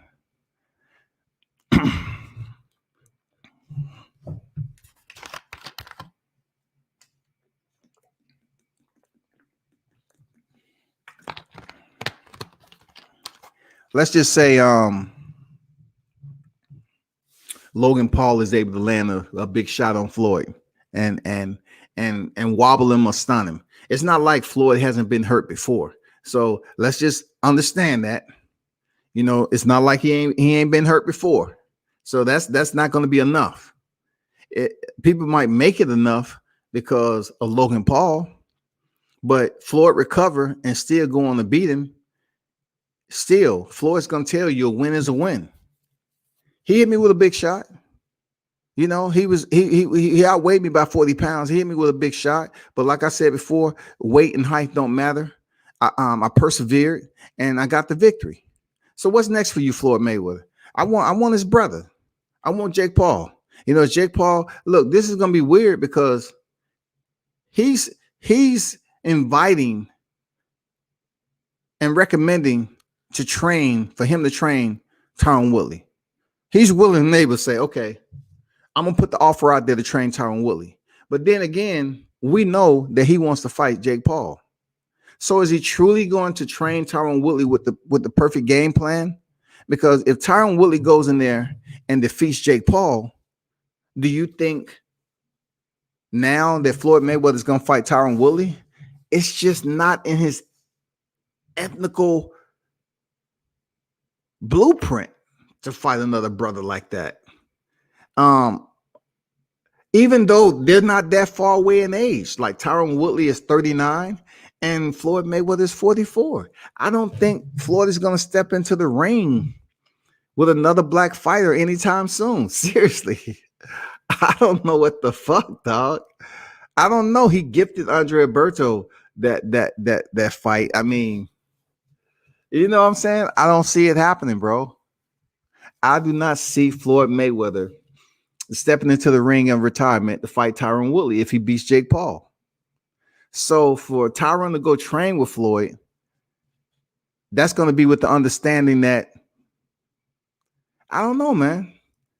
I don't see the genuine that being as genuine as it should be with Floyd Mayweather, because his goal is to fight Jake Paul. That's his goal. So whatever he's teaching Tyron Woodley, do you think somehow, some way that information will get back to Jake Paul on what was trained for Tyron Woodley? He goes in there, smashes, Tyron Woodley. And now we're seeing promo for Floyd Mayweather versus Jake Paul. I do want to see these cats get smashed. I do. They're very disrespectful. I know boxing is a disrespectful sport, but they're bringing up Floyd's personal shit, which is open season, but untying his shoe on TV, talking about, oh, you reading the teleprompter? Oh, you can read? They was just bringing up personal shit about him going, about his wife, being the fact that, he did have a wife that passed, didn't he? So they was getting extremely personal tag teaming. But, Floyd's been here before. He's been, in some of the most disrespectful. I think Conor McGregor, of all people, disrespected him the worst. What the Paul brothers are doing ain't shit compared to the build up and the promo for him and Conor McGregor. That shit was just disrespectful and just outlandish. He even went through the bag of Floyd Mayweather, his personal bag. And, I really think all that shit was scripted. He said, oh, this is all the money that you got? This is all the money that you carrying around, Floyd? What the fuck is this? And he was, and the most disrespectful shit was you putting your bare ass right hand on a man's head and rubbing it like he a little boy and shit. Like Floyd allowed that to go the way it did so that he can charge the fans $100 motherfucking for PPV. And he was successful. So I ain't fucking mad at him. He was successful, dog. I don't think people are paying for this exhibition. I'm hearing everyone illegally streaming. You know, people need to be careful about this illegal streaming shit. Triller is freaking, you know, you see how they went after people. Triller say, I'm suing all y'all. Triller wasn't playing. They say, I'm suing all y'all who was out here illegal streaming that shit. Period. I'm gonna get my money back. And they suing for millions. I think people are gonna pay for it, man. Real talk. Because people love to look at reality TV. But in this particular case, you have TBE, one of the best to do it of this era. He's going in there against a YouTube guy who has millions of followers, man. They're talking about basically the Paul brothers followers are going to be the primary consumers who purchased this PPV. Do y'all believe that shit? These are kids who probably not even old enough to live on their own and shit. They're talking about these kids are going to ask their parents, hey, mom, dad, can we get this? This is one of my favorite YouTube sensations. You know, Logan Paul is fighting Floyd Mayweather. You know, the black guy, right? Yeah. Can you pay $50 to get the PPV, please? I think he's going to knock him out, man. You know, Logan Paul is way bigger than this guy. I don't know much about this guy, but I know Logan Paul, you know, and he looks in great shape. These motherfucking casuals, dog. Logan Paul fights 100% entertainment. That's it. It's like going to watch action movies. I'm telling y'all, Floyd Mayweather, if it goes down the way I think, it's not going to be a height and reach advantage. Experience and fatigue will erase all that shit away. All that shit. Floyd Mayweather has experience. And once Logan Paul begins to gas out and Floyd continues to catch him with that counter, that catch and shoot, pop. He start hearing that sound, pop. You know how Floyd loves jabbing to the body and up body head. If Logan Paul cannot counter that shit effectively, he's going to be in for a long first 2 rounds, man. And I seriously think this dude, cardio, is still suspect. I mean, all these videos out there, I don't see any road work. I don't see none of that shit. I don't see none of it, man.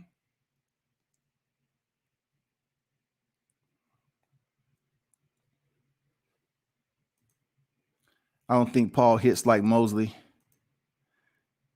Look, we know Mosley at that point in time, the timing was impeccable, wasn't it? Of course, he don't hit like Mosley. But we're talking about 2 brothers who have been taught a little bit of fighting, and their go-to punch is the overhand. They're young, man. These guys are in their 20s. You have to understand that. They're in their 20s. So in your 20s, you still have that solid Superman, a little bit of that Superman strength, you know, when it comes down to it.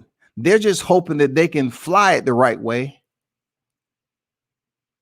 and land it on Floyd. They're just hoping they're to put him in a position to hurt him. And we all seen what happened with Sugar Shane. Floyd, he recovered quickly and he went to work. We all seen that shit. We seen it, man. They crossed the line when they brought up Josie Mayweather. Yeah, they did cross the line. But you know, when it comes to this boxing game and promos and pressers, I have to stay on code with the point where it's been worse. It's been much worse, man. It's been much worse, for real. You know, I always bring up the Riddick Bowe and Larry Donald, where Riddick Bowe gave him a 2-piece and the fight still happened. Imagine this day and time, right? Imagine this day and time. What if Deontay Wilder was to punch Tyson Fury a 2-punch combination, do you think the fight would still go on? No, they'll be talking about going to sue, and they're unable to fight. Larry Donald still fought Riddick Bowe that night with a cut inside his lip. Riddick Bowe punched the shit out of Larry Donald, and they still fought that night. What about Lennox Lewis and Hakeem Robinson? What about all these cats, man, that got into it at pressers? What about the Terrence Crawford and Jose Benavidez? I mean, you're actually talking about landing punches or throwing strikes or whatever the case may be. But it was fucked up that they brought up, Josie. It was fucked up. But they don't really have respect for Floyd like that, man. 21 Strong in the building. Salute to you, my brother. What's good? What's up, WCS? Floyd gonna carry Paul and then stop him. That's my assumption too, man. Just like he did Conor McGregor. He didn't carry Tenshin Nashikawa, though. He carried his ass right to a suitcase and kicked him out the motherfucking ring. Get your ass in that suitcase, little nigga. His ass was gonna get my check. $9 million. Okay, all right, good. I'm out. Johnny. Cause I am my ass. Hey, look at this right here. Michael asked, ain't no testing. Look, I think he's the first one to actually mention something about drug testing. On this live or in period about the time. Listen, no one's mentioning drug testing. Look, they didn't mention it for Roy Jones, Mike Tyson. Mike Tyson was like, hey, I'm telling you, I'm going to be smoking some weed. There's no drug testing when it comes to that. I'm going to be smoking some weed. I got my dispensary. I'm going to be supporting all that. When it comes to Floyd Mayweather and Logan Paul, have y'all heard anything about drug testing? Are these cats clean? Like, we know Floyd clean. He's been clean all his career. But is Logan Paul clean? I done seen fighters get their ass whooped and they was dirty. We know that for a fact. It's been some fighters get their ass whooped, but they was dirty than a motherfucker. They got their ass beat and they pop positive. You want me to start throwing some names out there?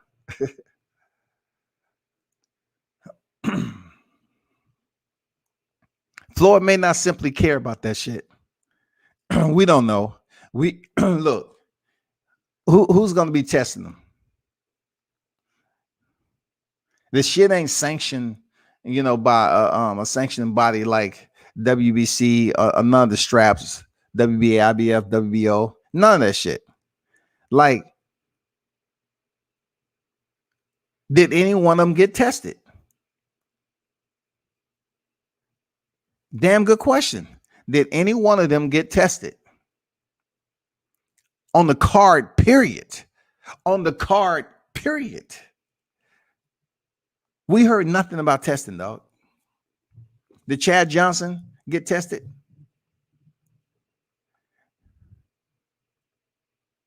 I don't know, man. That's a damn good question, Michael. Ain't no testing. Like, we didn't hear nothing about, somebody dirty or whatever. No, they just want this fight to happen and go on about your business. Seriously. But people, I have another interview coming up at 5:00. I'm gonna jump off here. It's with Jahad Tucker. Support the young lion in the game. You know what I'm saying? Support him. He is 3-0 undefeated, man. All his fights have been televised, and he's still winning. You know what I'm saying? I want y'all to tune back in for that interview. It's going on at 5 p.m. All right? Y'all turn up and tune in to World Combat Sports.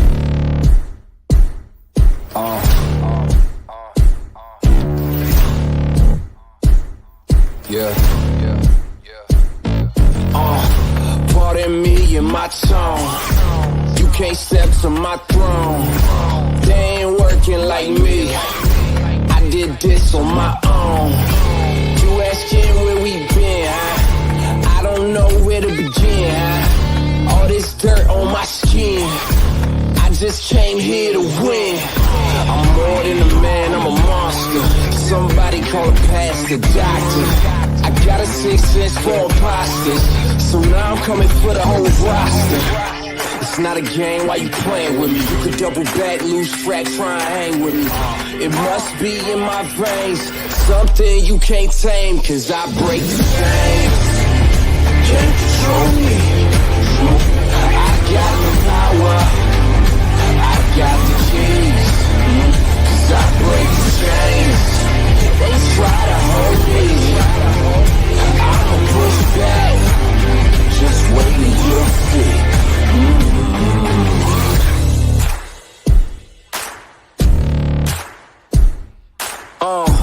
Please excuse me, your honor, but you can't hold me no longer. Can't you feel the vibrations? I broke out and left traces. Go ahead, try to catch me if you can, man. You'll be looking all night, I'm just saying, man. New York, London to Japan, I'ma show the whole world who I am. Boom.